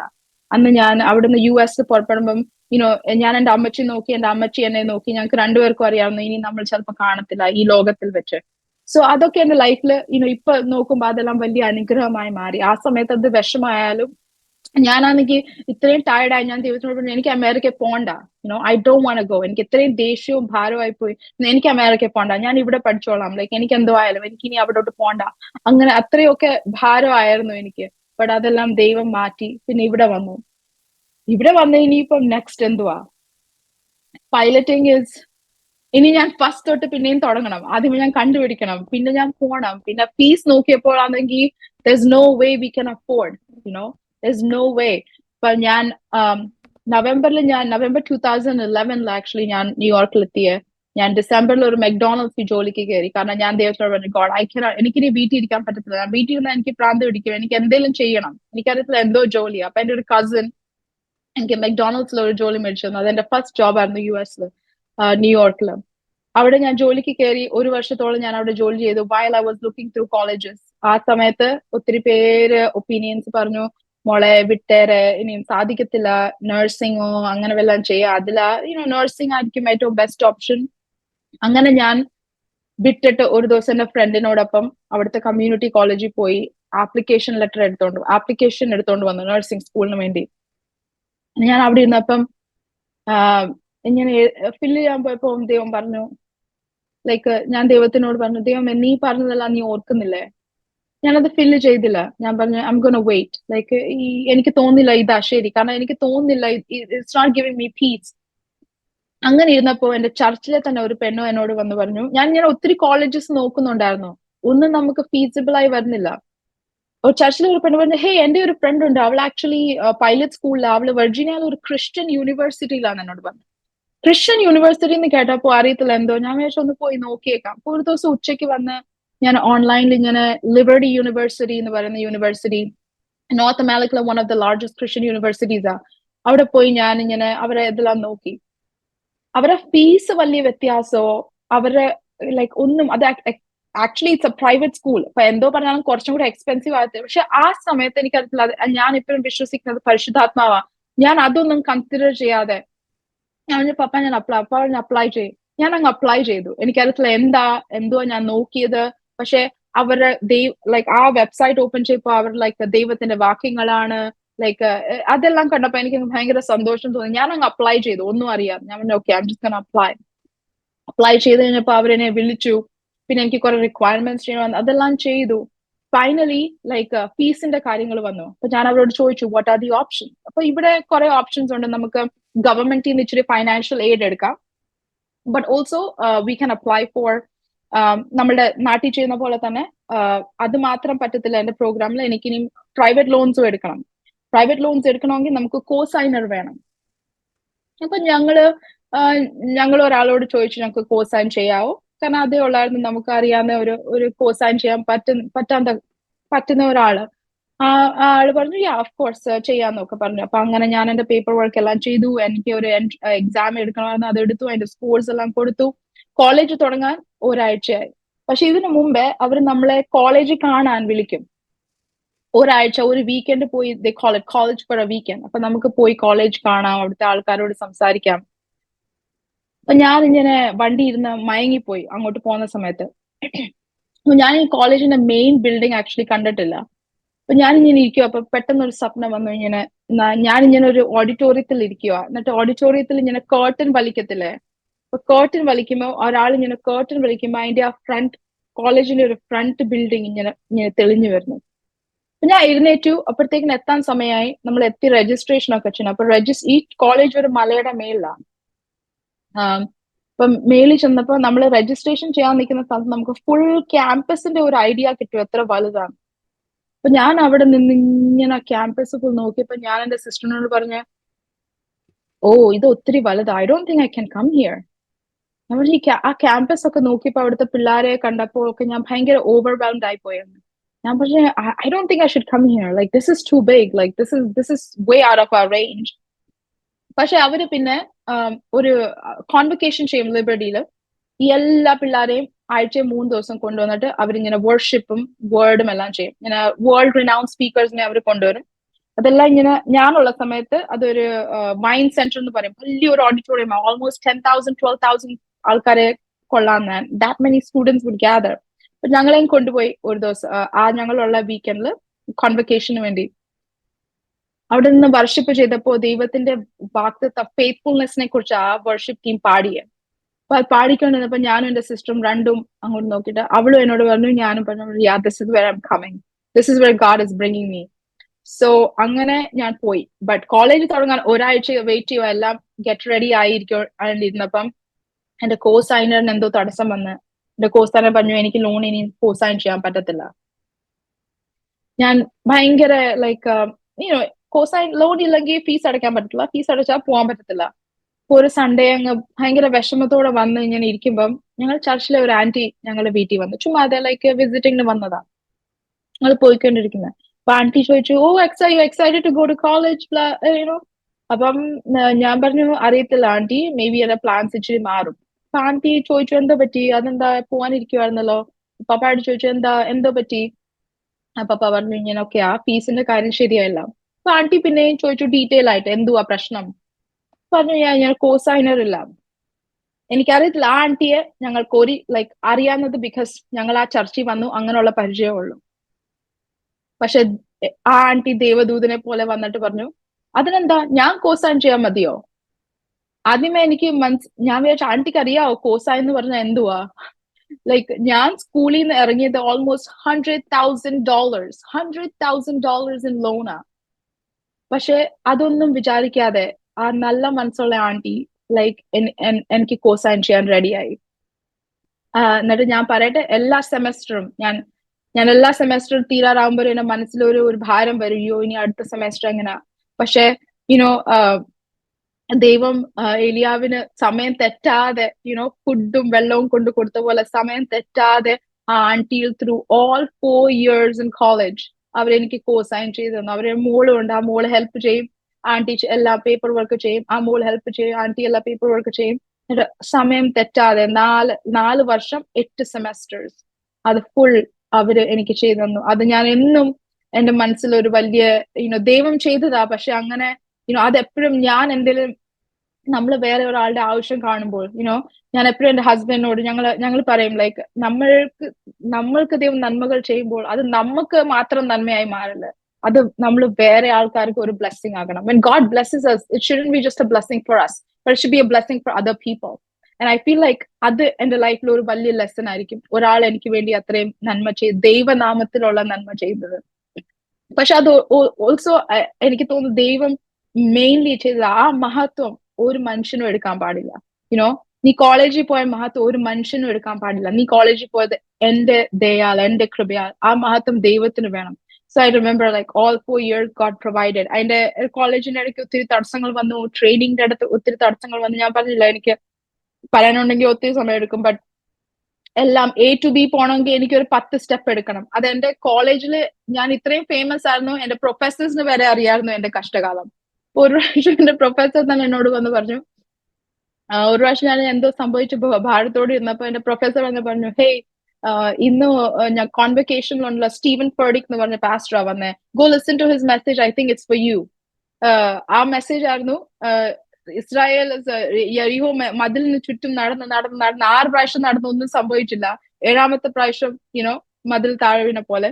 അപ്പം അങ്ങനെ എന്റെ ഫ്രണ്ട്സിന് അറിയാൻ എന്റെ സ്റ്റോറീസ്. ബട്ട് ഇന്ന് ഞാൻ അവരെ എല്ലാം നോക്കുമ്പോഴും കാണുമ്പോഴും എന്റെ ഒത്തിരി ഫ്രണ്ട്സ് എന്നോട് പറയും ഇവിടെ അമേരിക്കയിലുള്ള Aksa, you need to write a book, like your faith, I was like, it was all God's ദൈവത്തിന്റെ way, like to show everybody how faithful God is.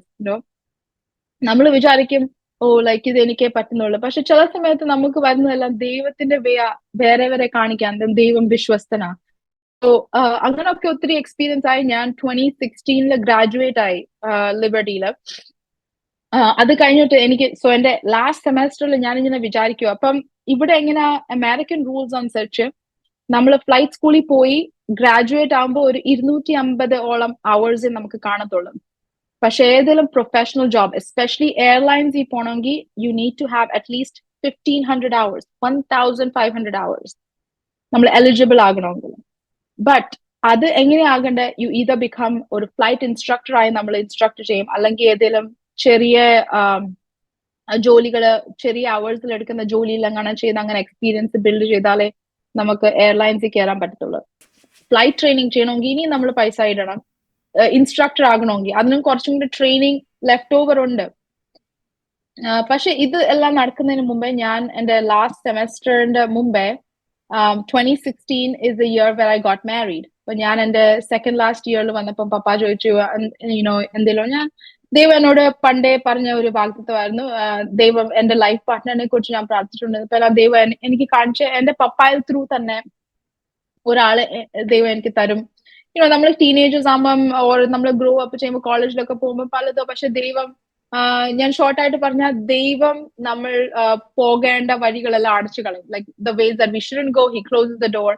And ഇതൊരു message like for all the youngsters, like give it to God. ദൈവം നമ്മളോട് പറയുന്നില്ല that you cannot like somebody, you cannot adore somebody, but give your likings and your desires to God, and God will tell you if that is the person that God has for you. ആളാണോ നമുക്ക് അങ്ങനെ. ദൈവം എന്നോട് എപ്പോഴും പറഞ്ഞു എന്റെ പപ്പായിൽ കൂടെ ആയിരിക്കും എനിക്ക് ലൈഫ് പാർട്ട്ണർ. അപ്പം എന്റെ ഇഷ്ടങ്ങളോ അങ്ങനെ എന്തോ ആയാലും ഞാൻ ദൈവത്തിനോട് കൊണ്ടുവരുമ്പോൾ ദൈവം എപ്പോഴും എനിക്ക് അത് അങ്ങനത്തെ ഒരു വിഷൻ ആ കാണിച്ചത്. അപ്പൊ അങ്ങനെ ഇരുന്നപ്പോ I think December of 2015 actually നവംബറിൽ പപ്പ ദുബായി പോയിട്ട് വന്നു കഴിഞ്ഞപ്പോ ഒരു മമ്മി എനിക്ക് കുറെ ആലോചനകളൊക്കെ വന്നു. അതൊക്കെ കണ്ട് ചിലത് കാണുമ്പോൾ നമുക്ക് ദേഷ്യം വരും, ചിലത് കാണുമ്പോൾ നമുക്ക് സങ്കടം വരും, ചിലത് കാണുമ്പോൾ നമ്മൾ എന്തൊക്കെയെന്തോ. അപ്പൊ ഇടയ്ക്ക് ഇങ്ങനെ വന്നപ്പോ ഞാൻ പറഞ്ഞു എനിക്ക് ഇനി കുറച്ച് നാളത്തേക്ക് ആലോചനകളൊന്നും കാണണ്ട, ഇച്ചിരി ബ്രേക്ക് വേണം. അങ്ങനെ എന്തോ സംഭവിച്ചു. അപ്പം മമ്മി ഒരു പ്രാവശ്യം പറഞ്ഞു, പപ്പ ഒരു ചെറുക്കനുണ്ട് സൗദിന്നൊക്കെ പറഞ്ഞു. അപ്പൊ ഞാൻ ഇച്ചിരി അഹങ്കാരിയായിട്ട് എന്തോ പറഞ്ഞു മമ്മിയോട്. അപ്പൊ മമ്മി എന്നോട് പറഞ്ഞു, mommy called me down and mommy was like, okay, don't do that, like don't do that, God will be bringing the person, and don't ninde chala like nammal pre-assumptions ഉണ്ടല്ലോ, ഇവിടുന്ന് വരുന്ന പറ്റത്തില്ല, അവിടുന്ന് വരുന്ന പറ്റത്തില്ല. like why don't you just look at it, നീ നോക്ക്, നീ പ്രാർത്ഥിക്കുക അതിനെ കുറിച്ച്. നിന്റെ ലൈക്ക് നമ്മുടെ മാനസികമായ ചിന്തയിൽ കൂടുതൽ ജഡ്ജ്മെന്റ് പാസ് ചെയ്യാതെ. ഞാൻ സൗദിന്ന് കേട്ടപ്പം തന്നെ ലൈക്ക് ഞാൻ വിചാരിച്ചു സൗദിയിലെ ചെറുക്കനോട് ഞാൻ എന്തോ ചെയ്യാനാന്നൊക്കെ വിചാരിച്ചു. ഞാൻ അങ്ങനെ പറഞ്ഞു. മമ്മി എനിക്ക് ഫോട്ടോ അയച്ചു തന്നു. പിന്നെ ഫണ്ണലി ആ വർഷം തന്നെ മാർച്ചില് ഇങ്ങനെ ഫേസ്ബുക്കിൽ എന്തോ കണ്ടുകൊണ്ടിരുന്നപ്പോ നമുക്ക് ഒത്തിരി അടുത്തുള്ള ഒരു ഫാമിലി കുറെ ഫോട്ടോ പോസ്റ്റ് ചെയ്തായിരുന്നു. ആ ഫോട്ടോയില് ഈ ആളും ഉണ്ടായിരുന്നു. അപ്പൊ ഞാൻ ഇങ്ങനെ നോക്കിയായിരുന്നു ആരാന്ന്. ഈ ഫോട്ടോ തുറന്നു വന്നപ്പോ ഈ സെയിം ആളാ ഞാൻ മാർച്ചിൽ നോക്കിയ ആള്. ആക്ച്വലി ഒരു തമാശ, ഞാൻ ആ സമയത്ത് ഫോട്ടോ ഞാൻ നോക്കിയപ്പോൾ ഈ ചെറുക്കന്മാരൊക്കെ ഇങ്ങനെ ഉണ്ട്, ഇങ്ങനത്തെ ചെറുക്കന്മാരൊക്കെ എന്താ പപ്പായും മമ്മി എനിക്ക് കൊണ്ടുവരാത്തെ, ഈ കൊണ്ടുവരുന്നതൊക്കെ എനിക്ക് ഇഷ്ടപ്പെടുന്നില്ലല്ലോ. അങ്ങനെ ഞാൻ തമാശക്ക് എന്റെ മനസ്സിൽ ഇങ്ങനെ ചിന്തിച്ചു. അത് എന്റെ സിസ്റ്ററിനോട് ഞാൻ പറഞ്ഞായിരുന്നു. അപ്പം നവംബറിൽ ഞാൻ ഈ ഫോട്ടോ ഓപ്പൺ ചെയ്തപ്പം ഈ സെയിം ആളാ ഞാൻ ഫേസ്ബുക്കിൽ കണ്ടേ. അപ്പം ഞാൻ വിചാരിച്ചു ദിസ് ഇസ് വിയർഡ്. പിന്നെ ചെറിയ ഇൻട്രൊഡക്ഷൻ ഒക്കെ ആയിട്ട് ഒരു ഇമെയിൽ പീറ്റർ എനിക്ക് അയച്ചായിരുന്നു. ഞാൻ പിന്നെയും പ്രാർത്ഥിച്ചു. അപ്പൊ പപ്പ പറഞ്ഞു, പക്ഷെ ആ വർഷം ദൈവം എനിക്ക് ഒരു വാഗ്ദത്തം തന്നായിരുന്നു, ഈ വർഷം കഴിയുന്നതിന് മുമ്പേ എന്റെ ഹസ്ബൻഡിനെ ഞാൻ കാണും, ദൈവം എനിക്ക് കൺഫർമേഷൻ തരും. അപ്പൊ ഇത് നവംബർ ആയി. പപ്പ പറഞ്ഞു ആ മോന് അടുത്ത വർഷം ഇവിടെ വരും, അപ്പൊ കാണാനേ ഉള്ള ആഗ്രഹം. അപ്പൊ ഞാൻ വിചാരിച്ചു നോ, ഹീസ് നോട്ട്. ഞാൻ ദൈവത്തിനോട് പറഞ്ഞു ഓക്കെ അതല്ല, ബിക്കോസ് യു ടോൾ മീ, എനിക്ക് കൺഫർമേഷൻ ഈ വർഷം കിട്ടും. അപ്പൊ എന്നോട് അടുത്ത വർഷം കാണാനിരിക്കുന്ന ആളെ എങ്ങനെയാ ഞാൻ ഇപ്പൊ വെയിറ്റ് ചെയ്യുന്നത്? അപ്പൊ ഞാൻ പ്രാർത്ഥിച്ചു, എന്നും ഞാൻ പ്രാർത്ഥിക്കാം, ദൈവമേ എനിക്ക് തോന്നുന്നു it's time that you told me I meet my husband this year, so I want പ്രേ.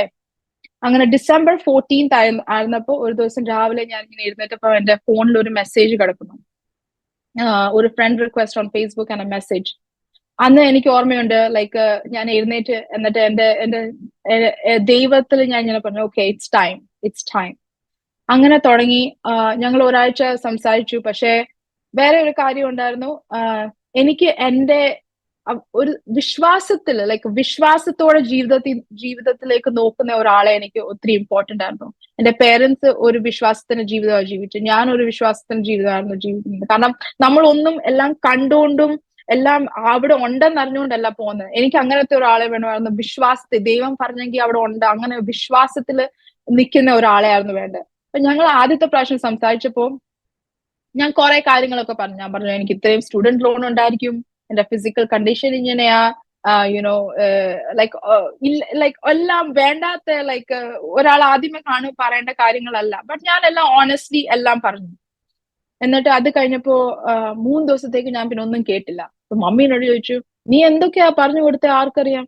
എന്റെ ഫ്രണ്ട്സിനോട് ചോദിച്ചു, like did you call back? ഞാൻ പറഞ്ഞില്ല. ഞാൻ പറഞ്ഞു ഓക്കെ മേ ബി അങ്ങനെയുള്ള ആളല്ലായിരിക്കും. അപ്പൊ ഞാൻ പറഞ്ഞു ഇറ്റ്സ് ഓക്കെ, ഒരു ദൈവം ഒരാൾക്ക് ഒരു ആലോചന കൊടുക്കും. ഇത് തന്നെ നിനക്ക് തരുന്ന എന്തോ വന്നാലും ദൈവം നിങ്ങളുടെ കൂടെയുണ്ട്. അങ്ങനെ വിശ്വാസത്തിൽ എന്നെ അക്സെപ്റ്റ് ചെയ്യുന്ന ഒരാളെ എനിക്ക് മതി. 3 ദിവസം കഴിഞ്ഞപ്പോ ഒരാൾ തിരിച്ചു വന്നു. അപ്പൊ ഞാൻ ചോദിച്ചു 3 ദിവസം അനക്കമൊന്നും ഇല്ലായിരുന്നു. അപ്പം എന്റെ ഹസ്ബൻഡ് പറഞ്ഞത് എനിക്ക് ഇപ്പോഴും ഓർമ്മയുണ്ട്. ഹി സെഡ് ദൈവം യേശുക്രിസ്തു 3 ദിവസം വെയിറ്റ് ചെയ്തിട്ടാ ഉയർത്തെഴുന്നേറ്റ, അതുപോലെ ഞാൻ 3 ദിവസം ഇച്ചിരി. അപ്പം എനിക്ക് മനസ്സിലായി ലൈക്ക് ആ സമയത്ത് തന്നെ ദൈവം എനിക്ക് കോൺഫർമേഷൻസ് തരാൻ തുടങ്ങി. മനസ്സിൽ ഒത്തിരി പീസ് ഉണ്ടായിരുന്നു ഇതിനെ കുറിച്ച്. അങ്ങനെ ഞങ്ങൾ സംസാരിച്ചു, ഞങ്ങൾ പേരൻസിനോട് പറഞ്ഞു. ഇത് ആക്ച്വലി പീറ്ററിന്റെ ആലോചന, പപ്പ എന്റെ പപ്പായും പീറ്ററിന്റെ പപ്പായും ഒത്തിരി മിനിസ്ട്രിയിൽ അവർ ഞങ്ങൾ അങ്ങോട്ടും ഇങ്ങോട്ടും കാണുന്നതിന് മുമ്പ് 10 വർഷം മുമ്പേ അവർ അങ്ങോട്ടും ഇങ്ങോട്ടും അറിഞ്ഞുകൊണ്ടിരുന്നത്. പപ്പ എപ്പോഴും ദുബായി പോകുമ്പം ഡാഡിയുടെ ചർച്ചിലായിരുന്നു പോകുന്നതും മിനിസ്റ്റർ ചെയ്യുന്നതും.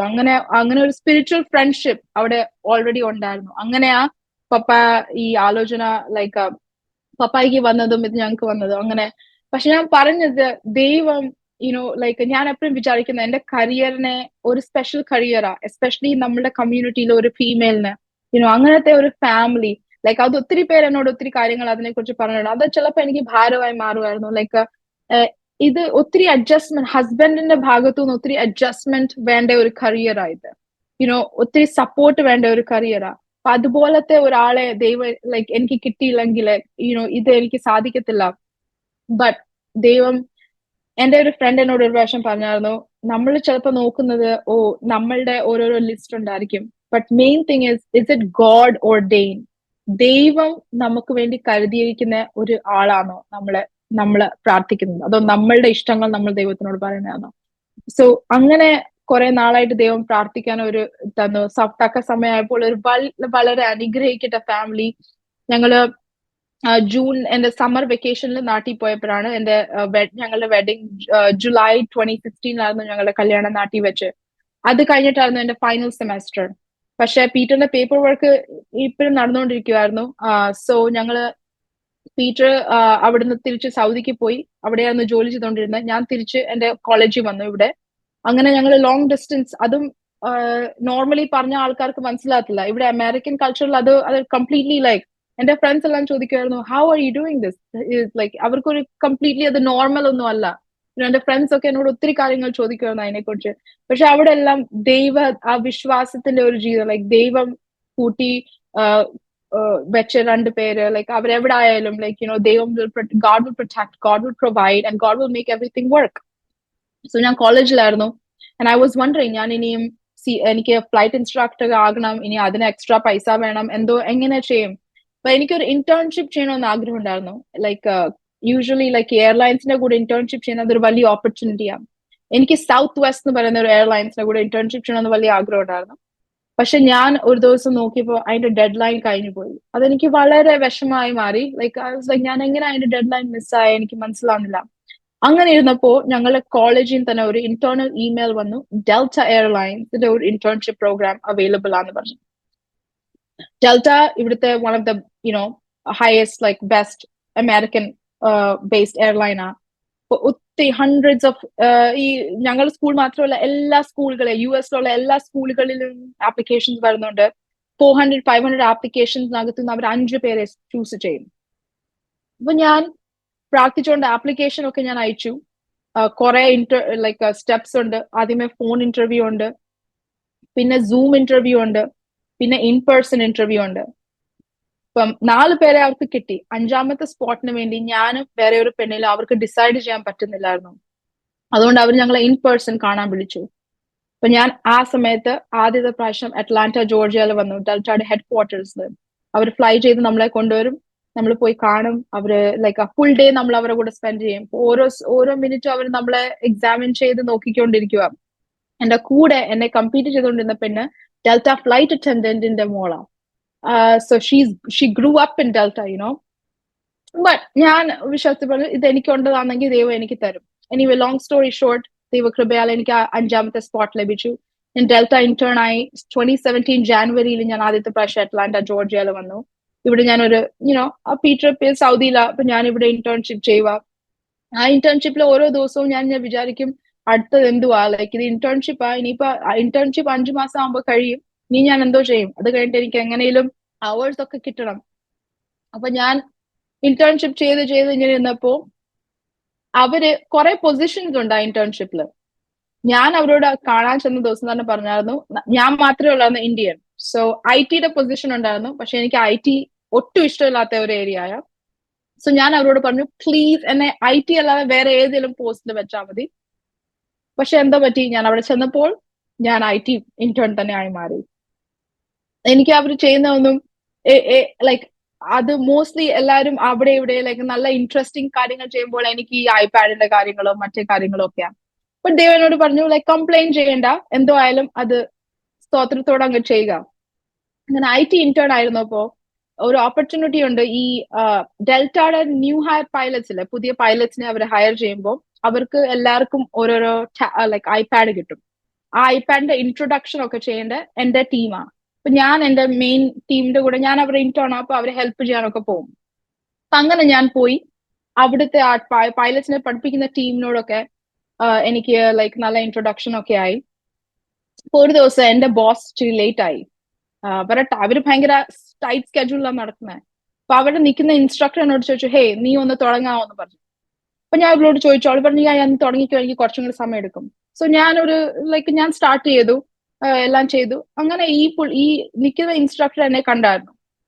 കുറച്ച് നാൾ കഴിഞ്ഞപ്പോ ഞാൻ ഇങ്ങനെ ബാക്കി പിള്ളേരെല്ലാം തിരിച്ച് കോളേജിൽ പോയി ഇന്റേൺഷിപ്പ് കഴിഞ്ഞപ്പോ. പക്ഷെ ഞാൻ ഗ്രാജുവേറ്റ് ആയി, ഇനി എനിക്ക് അടുത്ത സ്റ്റെപ്പിലേക്ക് ഞാൻ ഇങ്ങനെ വെയിറ്റ് ചെയ്തുകൊണ്ടിരിക്കുക. അപ്പം അവർ പറഞ്ഞു, ഓക്കെ നിന്നെ ഞങ്ങൾ കുറച്ച് നാളും കൂടെ എക്സ്റ്റെൻഡ് ചെയ്യാം. അങ്ങനെ എന്റെ ഇന്റേൺഷിപ്പ് ഒരു 2-3 മാസം കൂടെ എക്സ്റ്റെൻഡ് ആയി. ആ സമയം ഇങ്ങനെ ഇരുന്നപ്പോ ഞാൻ പറഞ്ഞു, ഒരു ജോലി എങ്ങനെയും വേണം, ബാക്കി നമ്മളുടെ അവേഴ്സ് കിട്ടാൻ വേണ്ടി. എനിക്ക് CFI ആകണം, പക്ഷെ എങ്ങനെയും ഒരു ജോലി വേണം. ഇപ്പം പൈലറ്റ് ആകാൻ പറ്റത്തില്ല ഡെൽറ്റയിൽ ഇവിടെ, പക്ഷെ എന്തോ ഒരു ജോലി വേണം. അപ്പൊ ഇങ്ങനെ ഇരുന്നപ്പോ ആ ഇൻസ്ട്രക്ടർ ടീമില് ഒരു ഇൻസ്ട്രക്ടർ വിട്ടിട്ട് പോയി, റിസൈൻ ചെയ്ത്. ശരി ഗട്ട്സ് ഉള്ള കാര്യമാണ്. ഞാൻ കോളേജ് ഗ്രാജുവേറ്റാ, ഇവിടെ വന്നിരിക്കുന്ന പൈലറ്റുമാരെ പഠിപ്പിക്കാനുള്ള ടീമായത്. പക്ഷെ ദൈവം എന്നോട് പണ്ടൊരു വാഗ്ദത്തം പറഞ്ഞാൽ നിനക്ക് വേണ്ടി ലൈക്ക് യോഗ്യയില്ലാത്ത ചില വാതിലുകൾ തുറക്കും. അത് ഓർത്തോണ്ട് ഞാൻ പറഞ്ഞു, ഈ ബോസിനോട് പോയി ഒന്ന് സംസാരിച്ചേക്കാം. ഇല്ലെങ്കിൽ ആണെന്താ പറയാ, എനിക്ക് ഇല്ലെന്ന് പറയത്തുള്ളൂ. പക്ഷെ if he says yes, what if he says yes? എന്റെ ഇന്റേൺഷിപ്പ് August 31 തീരുവാ. എനിക്ക് തോന്നുന്നു ഞാൻ ഈ പുള്ളിയുടെ അടുത്ത് പോയ എൻഡ് ഓഫ് ഓഗസ്റ്റ് ഏതോ ഒരു ദിവസമാണ്. ഞാൻ ഈ പുള്ളിയുടെ ഓഫീസിൽ പോയി.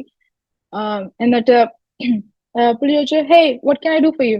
ഞാൻ പറഞ്ഞു, ഇവിടെ ഒരു പൊസിഷൻ ഉണ്ടെന്ന് ഞാൻ കേട്ടു, ഡു യു തിങ്ക് ഞാൻ ക്വാളിഫൈ ആവും? അതെന്നെ നോക്കിട്ട് പറഞ്ഞു, വാട്ട്സ് യുവർ ഗോൾ? എന്തോ നിന്റെ ഗോൾ? ഞാൻ പറഞ്ഞു, I want to build my hours and eventually I would like to come and fly for Delta at some day. And ആ പുള്ളി എന്നോട് പറഞ്ഞു, okay come with me. എന്നിട്ട് ഞാൻ വിചാരിച്ചു, ഇവിടെ കൊണ്ടുപോവാ എന്നെ. എന്നിട്ട് നേരെ മേളിൽ പോയി HR ഓഫീസിൽ. എന്നിട്ട് HR പറഞ്ഞു, ഇവിടെ നാളെ തൊട്ട് എന്റെ ടീം ജോയിൻ ചെയ്യുക, ഇവൾക്ക് എന്തൊക്കെയാ വേണ്ടേ ആ പേപ്പർ വർക്ക് എല്ലാം ചെയ്യാൻ പറഞ്ഞു. യൂഷ്വലി നമ്മൾ പേപ്പർ വർക്ക് ചെയ്താൽ ഒരു 2-3 ആഴ്ചയെങ്കിലും എടുക്കും. പക്ഷെ എന്റെ ഏറ്റവും ഫാസ്റ്റ് ഉള്ള പേപ്പർ വർക്ക് ആയിരുന്നു. അങ്ങനെ ഞാൻ ആ പുള്ളിയുടെ ടീമിലായി. അവർക്ക് വേണ്ട അഡ്മിനിസ്ട്രേറ്റീവ് ഹെൽപ്പ്, എന്റെ കേപ്പബിലിറ്റിയിലുള്ള ഹെൽപ്പും, ചില ഇങ്ങനെ നോർമൽ ലെസൺസ് ഒക്കെ ഞാൻ അവരെ പഠിപ്പിക്കാം, ഒന്ന് ഡീറ്റെയിൽ ആയിട്ടുള്ളതല്ല. അപ്പൊ അവർ എന്നോട് ചോദിക്കും, ഈ വന്നിരിക്കുന്നവരെല്ലാം retired air force pilot, navy pilot, വേറെ റീജിയണൽ ജെറ്റ്സ് ഒക്കെ ഫ്ലൈ ചെയ്തിട്ട് വന്ന ഡെൽറ്റ ഹയർ ചെയ്തിരുന്ന ഡെൽറ്റയുടെ പ്ലെയിൻ പറപ്പിക്കാൻ പോകുന്ന പൈലറ്റ്സാ. പലപ്പോഴും ഞാൻ വിചാരിച്ചിട്ടുണ്ട്, ഇവരുടെ മുമ്പിലൊക്കെ നിന്ന് ഇവരെ പഠിപ്പിക്കാനുള്ള ഒരു യോഗ്യത എനിക്കില്ല. ഞാൻ ഒരു ചെറിയ ഫ്ലൈറ്റ് പഠിപ്പിച്ച് കൊമേഴ്ഷ്യൽ പൈലറ്റ് മാത്രമേ ഉള്ളൂ, ഞാൻ CFI പോലും അല്ല. പക്ഷെ ദൈവം അവിടെ എല്ലാം എന്നോട് പറഞ്ഞു, ലൈക്ക് നമ്മളുടെ ബുദ്ധിശക്തി ഞാനൊന്നുമില്ല, ദൈവത്തിന്റെ കൃപ മാത്രം. ഓരോ ദിവസവും ദൈവം അവിടെ നിർത്തി, ദൈവം അവിടെ ഉപയോഗിച്ചു, ദൈവം എല്ലാ കണ്ടീഷൻസും നമുക്ക് ഫേവറബിൾ ആക്കി തന്നു. അങ്ങനെ ഇരുന്നപ്പോ ഞാൻ അടുത്തൊരു സ്കൂൾ കണ്ടുപിടിച്ചു. അവിടെ പോയി ഞാൻ CFI ആയി, പിന്നെ ഞാൻ ഒരു ഫ്ലൈറ്റ് ഇൻസ്ട്രക്ടർ ആയി, പിന്നെ ഞാൻ അവിടെ തന്നെ അടുത്തുള്ള സ്കൂളിൽ പാർട്ട് ടൈം ജോലിക്ക് കയറി പിള്ളേരെ പഠിപ്പിക്കാൻ വേണ്ടി, എന്റെ അവേഴ്സ് ബിൽഡ് ചെയ്യാൻ വേണ്ടി. പിന്നെ ഞാൻ അടുത്ത ഒരു റേറ്റിംഗും കൂടെ എടുത്തു അവിടെ തന്നെ. അത് കഴിഞ്ഞിട്ട് പിള്ളേരെ ഇങ്ങനെ പഠിപ്പിച്ചുകൊണ്ടിരിക്കുക. പക്ഷെ കോളേജിൽ പഠിച്ചുകൊണ്ടിരുന്നപ്പോൾ തന്നെ എനിക്കൊരു ജോബ് ഓഫർ ഉണ്ടായിരുന്നു. ഈ കോളേജിൽ ഇങ്ങനെ ക്യാമ്പസ് റിക്രൂട്ട്മെന്റ് എന്ന് പറഞ്ഞപ്പോൾ ഇങ്ങനെ ചെറിയ ചെറിയ എയർലൈൻസ് വരും. ആ ചെറിയ എയർലൈൻസിൽ ഒരു എയർലൈന് വന്ന് ഇന്റർവ്യൂ ചെയ്തു. ഞാൻ ചുമ്മാതെ ഒരു ക്ലാസ് കഴിഞ്ഞപ്പോൾ താഴോട്ട് പോയി, അവരവിടെ ഇരിപ്പുണ്ടായിരുന്നു. ഞാൻ ഇന്റർവ്യൂ ചെയ്തു. അവരെന്നോട് പറഞ്ഞു, ഓ ഗ്രേറ്റ്, നീ പാസ്സായി, ഇന്ന ജോബ് ലെറ്റർ, ഇന്ന ഓഫർ ലെറ്റർ. ഓഫർ ലെറ്റർ എന്ന് പറഞ്ഞാൽ 1500 hours ആകുമ്പോൾ നമ്മൾ ഇവരെ വിളിക്കണം, ഇവിടെ നമുക്ക് ക്ലാസ്സിൽ ഡേറ്റ് തരും. അങ്ങനത്തെ സിസ്റ്റം ആയിരുന്നു അവിടെ. ഒരു തെറ്റ് ഞാൻ ചെയ്തത്, ഞാൻ പ്രാർത്ഥിച്ചില്ല. ഞാൻ അതിന് ദൈവത്തിനോട് എല്ലാം ചോദിക്കുന്ന ആള്, ഞാൻ അതിനെ കുറിച്ച് ചോദിച്ചില്ല. ഞാൻ വിചാരിച്ചു ഇത് എന്റെ കൈ വന്ന് വീണതാ, ഇത് വിളി ദൈവത്തിന്റെ ഡോർ തന്നെ ആയിരിക്കും എന്ന് വിചാരിച്ച് ഞാൻ എന്റെ കൈ അത് വെച്ചിരുന്നു. ഇനി എനിക്ക് ഇന്റർവ്യൂവിനൊന്നും പോണ്ട, ഇനി എനിക്ക് സ്ട്രെസ് ചെയ്യേണ്ട, ഓൾറെഡി ഒരു ജോലിയുണ്ട്. അപ്പൊ ഞാൻ ഈ ഇൻസ്ട്രക്ട് ചെയ്ത് എന്റെ അവേഴ്സ് കൂട്ടാൻ തുടങ്ങി. അപ്പോഴത്തേക്കിന് ദൈവം പീറ്ററിന് 2018 ഡിസംബർ ആയപ്പോൾ US വരാനുള്ള ഡോറൊക്കെ ഓപ്പൺ ആയി. പക്ഷെ എന്നിട്ട് ഞങ്ങൾ ലോങ് ഡിസ്റ്റൻസ് ആയിരുന്നു. ഞാൻ അറ്റ്ലാന്റയിൽ തന്നെ നിന്നു, എന്റെ ഫ്ലൈറ്റ് ട്രെയിനിങ് എല്ലാം ചെയ്യുമായിരുന്നു. സൈഡിൽ ഡെൽറ്റയുടെ ജോലി. പീറ്ററിന് ജോലി കിട്ടിയത് പെൻസിൽവേനിയയിലെ ഒരു സ്ഥലത്തായിരുന്നു, ആദ്യത്തെ ജോലി ഇവിടെ US. അപ്പൊ പപ്പായും മമ്മിയും അവിടെ ആയിരുന്നുകൊണ്ട് പീറ്റർ അവിടെ ജോലി, എല്ലാ വീക്കെൻഡും ഫ്ലൈ ചെയ്ത് ഇവിടെ വരും. വീക്കെൻഡ് ഞങ്ങൾ സ്പെൻഡ് ചെയ്യും, പിന്നെയും തിരിച്ചു പോകും. അങ്ങനെ ഞങ്ങളുടെ ഒരു ലൈഫായിരുന്നു കുറച്ച് മാസം. പിന്നെ എനിക്ക് ക്ലാസ് ഡേറ്റ് കിട്ടിയ ആ എയർലൈൻസിന്റെ കൂടെ April 2020 2020 പറയുമ്പോൾ എല്ലാവർക്കും ഓർമ്മ വരും. April 2020 അവരെനിക്ക് ക്ലാസ് ഡേറ്റ് തന്നെ. എന്റെ മണിക്കൂറുകളെല്ലാം ഓൾമോസ്റ്റ് ആയി. എനിക്ക് 50 മണിക്കൂർ കൂടെ മതിയായിരുന്നു. ഞാൻ റെഡി ആയിരുന്നു. ഏപ്രിൽ എനിക്ക് ക്ലാസ് ഉണ്ട്. എനിക്ക് ഓർമ്മയുണ്ട്, ആ ന്യൂ ഇയറില് December 2019 ഞാൻ കർത്താവിനോട് ഞാൻ സ്തുതിക്കാൻ, കർത്താവ് വാഗ്ദത്തങ്ങൾ പൂർണ്ണമാറായി. വർഷങ്ങൾ കഴിഞ്ഞ് ഞാൻ വാഗ്ദത്ത ദേശം കാണാൻ പോവുക. വർഷങ്ങളുടെ, ഇപ്പൊ ഓരോരുത്തർക്ക് 3-4 വർഷം എടുക്കുന്നത്, എനിക്ക് 10 വർഷം എടുത്തു. പക്ഷെ ഫൈനലി ഞാൻ എന്റെ വാഗ്ദത്ത ദേശം കാണാൻ പോവാ. ഭയങ്കര എക്സൈറ്റഡ് ആയിട്ടിരുന്നു. പക്ഷെ ഫെബ്രുവരി ഒക്കെ ആയപ്പോഴത്തേക്ക് ലോകം മൊത്തം ഷട്ട് ഡൗൺ ആയി, കോവിഡ് ആയി. എന്റെ ഫ്ലൈറ്റ് സ്കൂൾ അടച്ചു പൂട്ടി, ലൈക്ക് അവര് ബാങ്ക്രപ്റ്റ് ആയി. എനിക്ക് സ്റ്റിൽ 50 മണിക്കൂർ വേണം. ഇവിടെ അറ്റ്ലാന്റ എനിക്ക് ചെയ്യാൻ ഒന്നുമില്ലായിരുന്നു. അതുകൊണ്ട് ഞാൻ തിരിച്ച് പെൻസിൽവേനിയയിൽ പോയി. അവിടെ പോയിട്ടും അപ്പോഴത്തേക്കിന് എന്റെ എയർലൈൻസും പറഞ്ഞു അവരിനി ക്ലാസ്സസ് ഒന്നും ചെയ്യുന്നില്ല, എല്ലാം ഇൻഡെഫിനിറ്റ്ലി ഷട്ട് ഡൗൺ ആണെന്ന് പറഞ്ഞു. അങ്ങനെ ഇരുന്നപ്പോ ഒത്തിരി ഒരു വലിയ ഹാർഡ് സീസൺ ആയിരുന്നു. പക്ഷെ എല്ലാവർക്കും അതൊരു ഹാർഡ് സീസൺ ആയിരുന്നു. അതുകൊണ്ട് we just delt with it. ഒത്തിരി സ്ട്രഗിൾ ഉണ്ടായിരുന്നു. അപ്പോഴെല്ലാം എന്റെ ഹസ്ബൻഡ് എന്നെ ഒത്തിരി എൻകറേജ് ചെയ്യുമായിരുന്നു. ഒത്തിരി ദൈവം അവിടെ എല്ലാം ഒത്തിരി ഹാർഡ്ഷിപ്സ് കൂടെ എല്ലാം ദൈവം കൊണ്ടുവന്നു. പക്ഷെ ആ വർഷം നവംബർ ആയപ്പോഴാ ദൈവം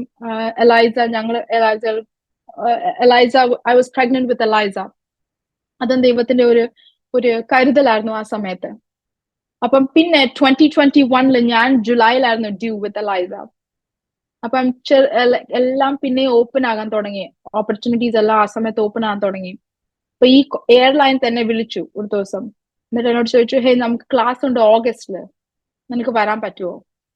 ഞാൻ പറഞ്ഞില്ല, കാരണം എനിക്ക് എന്റെ ഡ്യൂ ഡേറ്റ് ആ ജൂലൈയില്, എനിക്ക് ഓഗസ്റ്റ് എന്തായാലും വരാൻ പറ്റില്ല. പിന്നെ അവരെന്നെ പിന്നെയും വിളിച്ചു. എന്നിട്ട് ചോദിച്ചു എൻഡ് ഓഫ് സെപ്റ്റംബറിലുണ്ട്. അപ്പൊ എനിക്ക് മനസ്സിൽ ഭാരം, ഞാൻ ഇനിയിപ്പോ ഒരു നോ പറഞ്ഞാൽ അവർ ചിലപ്പോ എന്നെ എടുത്ത് മാറ്റും. സോ ഞാൻ പറഞ്ഞു എനിക്കറിയായിരുന്നു എന്റെ കൊച്ചു ചിലപ്പോ 2 മാസം 2.5 മാസമേ കാണത്തുള്ളൂ. So I said yes, I come. അങ്ങനെ ഞാൻ പോയി.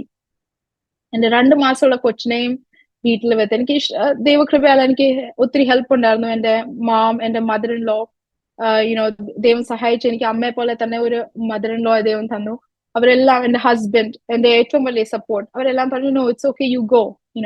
ഞാൻ ഒത്തിരി വിശ്വാസത്തോടെ ഞാൻ പോയി. 2021 ആ ക്ലാസ്സിൽ ഞാൻ പോയി. ഹാഫ് ഓഫ് ദ ട്രെയിനിങ് എല്ലാം നല്ലതായിട്ടായി. പക്ഷെ ലാസ്റ്റിലെ ചിലതായപ്പോൾ എനിക്ക് വേണ്ടവണ്ണോ ചെയ്യണോ, അതിന്റെ ഫേവറബിൾ സിറ്റുവേഷൻസ് അല്ലായിരുന്നു. എനിക്കും നല്ലതായിട്ട് പെർഫോം ചെയ്യാൻ പറ്റിയില്ല. എന്റെ ഇൻസ്ട്രക്ടേഴ്സും അങ്ങനെ ഒത്തിരി ലൈക്ക് ഫേവറബിൾ, അതൊരു വല്ലാത്ത സാഹചര്യമായി മാറി എന്റെ ജീവിതത്തിലും. അങ്ങനെ December 2021 ഞാൻ വീട്ടിൽ വന്ന ചില കാര്യങ്ങളൊക്കെ അതിന്റെ ഇടയ്ക്ക് ഉണ്ടായി. അവരെന്നെ വിളിച്ചു പറഞ്ഞു, അവരെന്നെ ട്രെയിനിങ്ങിന്ന് ഡിസ്കണ്ടിന്യൂ ചെയ്തെന്ന് പറഞ്ഞു. ഈ എയർലൈൻ, എന്റെ ആദ്യത്തെ എയർലൈൻ ജോബ്. ഞാൻ 10 വർഷം ശ്രമിച്ച് ക്ഷമിച്ച് എല്ലാം ഇരുന്ന് കഷ്ടപ്പെട്ട് ദൈവ വാഗ്ദത്തം ഞാൻ വിചാരിച്ചു എല്ലാം കേട്ട് ഇവിടം വരെ വന്നപ്പോ അവരെന്നോട് പറഞ്ഞു അവരെന്നെ ഡിസ്കണ്ടിന്യൂ ചെയ്തു. എന്റെ ക്ലാസ്സിൽ ഒരു 30 പേരെങ്ങാണ്ടുണ്ടായിരുന്നു. അതിനകത്ത് നിന്ന് എനിക്ക് തോന്നുന്നു ഞാൻ മാത്രമേ ഉള്ളായിരുന്നു വിശ്വാസി. എന്നിട്ട് അത് എന്റെ ലൈഫിലെ ഒരു വലിയ ബ്രേക്കിംഗ് പോയിന്റ് ആയി മാറി. ലൈക്ക് എനിക്കിപ്പോഴും ഓർമ്മയുണ്ട്, ഞങ്ങൾ വെളിയിൽ എന്റെ കൊച്ചിനെ കൊണ്ട് വാക്കിന് പോയേക്കുമായിരുന്നു. ഞാൻ ആ കുഞ്ഞിനെ നോക്കി അങ്ങ് ഞാൻ ബ്രേക്ക് ഡൗൺ ആയി. അപ്പം പീറ്ററിന്റെ കൂടെ ഉണ്ടായത്. പീറ്റർ പറഞ്ഞു, ബാബാ നമുക്ക് വീട്ടിൽ പോവാം. ഞാൻ വീട്ടിൽ ചെന്ന് ഞാൻ ഓടി മേളിൽ പോയി ക്ലോസറ്റ് കയറി കഥ അടച്ചു. എനിക്കൊന്നും കാണണ്ട. ഞാൻ ഞാൻ ആ ദിവസം ഞാൻ വിചാരിച്ചു ഞാൻ വിശ്വസിച്ചതും ഞാൻ കേട്ടതും എല്ലാം ഒരു കള്ളമായി. ലൈക്ക് എല്ലാം ഒരു റോങ്, എല്ലാം ഒരുമാതിരി ലൈക്ക് എന്റെ ഫെയ്ത്ത് ക്രൈസിസ് ആയിപ്പോയി. അത് എനിക്കറിയത്തില്ലായിരുന്നു എന്തുവാ ഇനി വിശ്വസിക്കും. ഞാൻ കേട്ട ശബ്ദങ്ങളാണോ എന്തുവാ, like it all became very unreal. Like അതൊരു നമ്മൾ ഗ്രൗണ്ട് സീറോ നമ്മുടെ ലൈഫിൽ എല്ലാവർക്കും ഉണ്ടാവും. അതെന്റെ ഗ്രൗണ്ട് സീറോ ആയിരുന്നു. ഞാൻ പക്ഷെ ദൈവം ഇവിടം വരെ കൊണ്ടുവന്നിട്ട് യുനോ നീ ലൈക്ക് ഇങ്ങനെ ആക്കാൻ, ഇങ്ങനെ ഇത്രയും ലൈക്ക് ഷെയിം, ഹ്യൂമിലിയേഷൻ എല്ലാം കൂടെ ലൈക്ക് ഇത് എന്തിനാ ഇങ്ങനെ ആക്കിയേ? I was angry. Like I was very, very angry. I was very sad. I was in a very bad state of mind. അതെന്റെ ലൈഫിലെ ഒരു വലിയ, ഇന്ന് ഞാൻ നോക്കുമ്പോ അതെന്റെ ലൈഫിലെ, എന്റെ സ്പിരിച്വൽ ലൈഫിലെ ഒരു ടേണിംഗ് പോയിന്റ് ആണ്. പക്ഷെ അന്ന് ഞാൻ നോക്കിയപ്പോ അതൊരു വലിയ deep sad phase of my life. എനിക്കറിയത്തില്ല ഇനി ഞാൻ എന്തോ ചെയ്യണം. എന്നോട് ചിലവർ പറഞ്ഞു, ഹേ അവർ തെറ്റാ കാണിച്ചേ, നീ ഫൈറ്റ് ചെയ്യണം, ലൈക്ക് അങ്ങനെ അവർക്ക് ചെയ്യാൻ പറ്റത്തില്ല. ലൈക്ക് പക്ഷെ അതിനൊന്നും എനർജി എനിക്കില്ലായിരുന്നു. എനിക്ക് തോന്നി ദൈവം എന്നെ ലെറ്റ് ഡൗൺ ചെയ്തു. സോ ഇനി എനിക്ക് ഫൈറ്റ് ചെയ്തിട്ടോ എനിക്ക് മനുഷ്യരോടൊന്നും പറയാൻ എനിക്ക് കാര്യമില്ല. എന്നിട്ട് ഞാൻ പറഞ്ഞു, ഇനി എനിക്ക് ഇതിനെക്കുറിച്ച് ചിന്തിക്കണ്ട. ഞാൻ ഇത്രയും സ്ട്രഗിൾ ചെയ്തു, ഇത്രയും ഓരോരോ വാതിൽ അടിച്ചപ്പോൾ ഞാൻ അവിടെ എല്ലാം വെയിറ്റ് ചെയ്തു പേഷ്യന്റ്ലി. ദൈവം എനിക്ക് വാതിൽ തുറന്നു.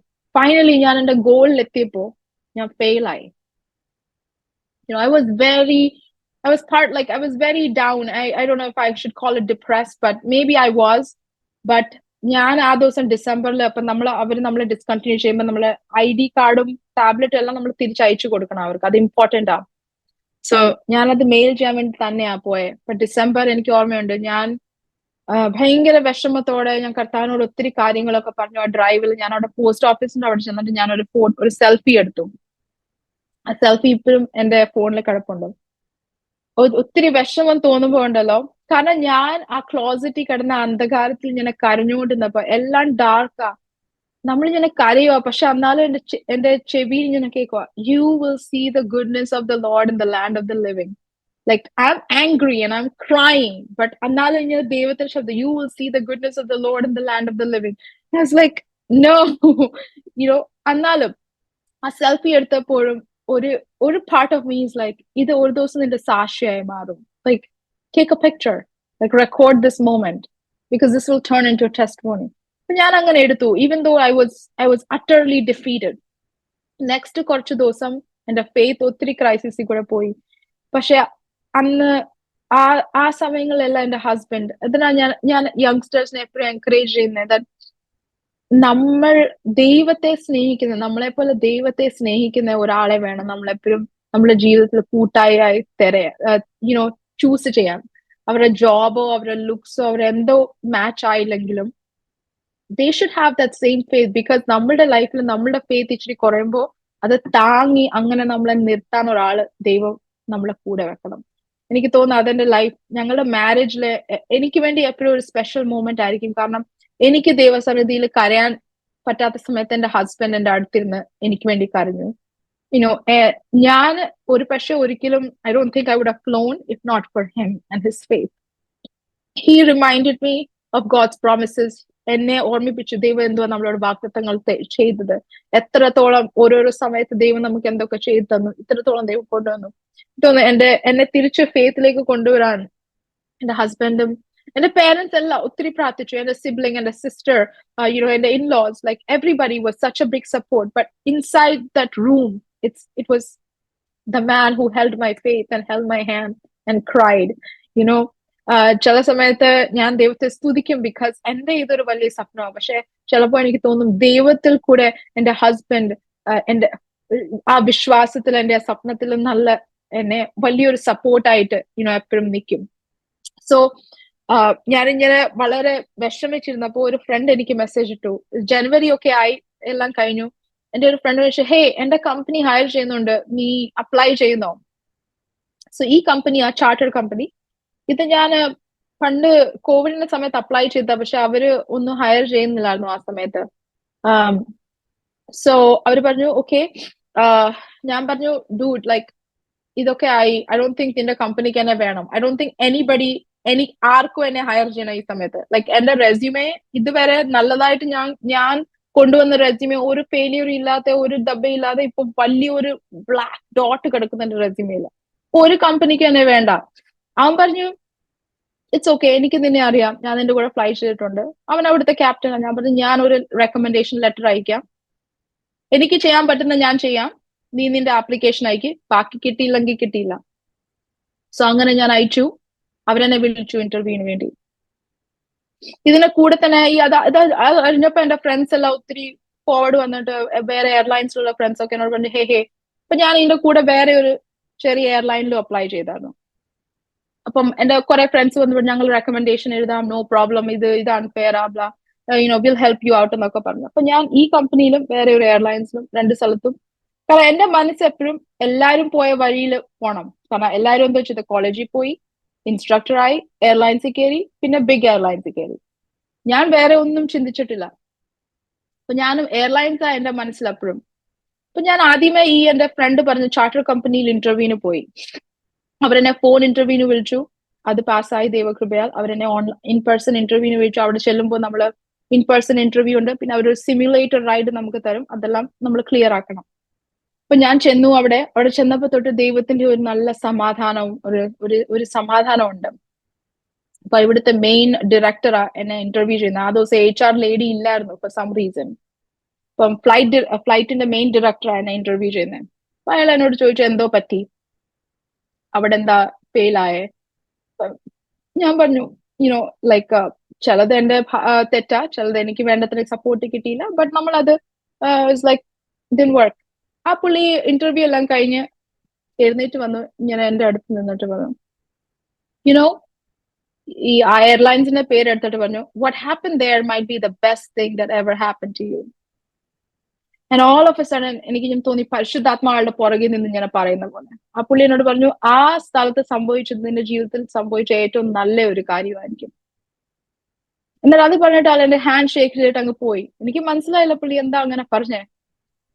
ബട്ട് എനിക്ക് തോന്നി പരിശുദ്ധാത്മാവ് was reminding me the same thing, that may be that door closing was the best thing that happen to U.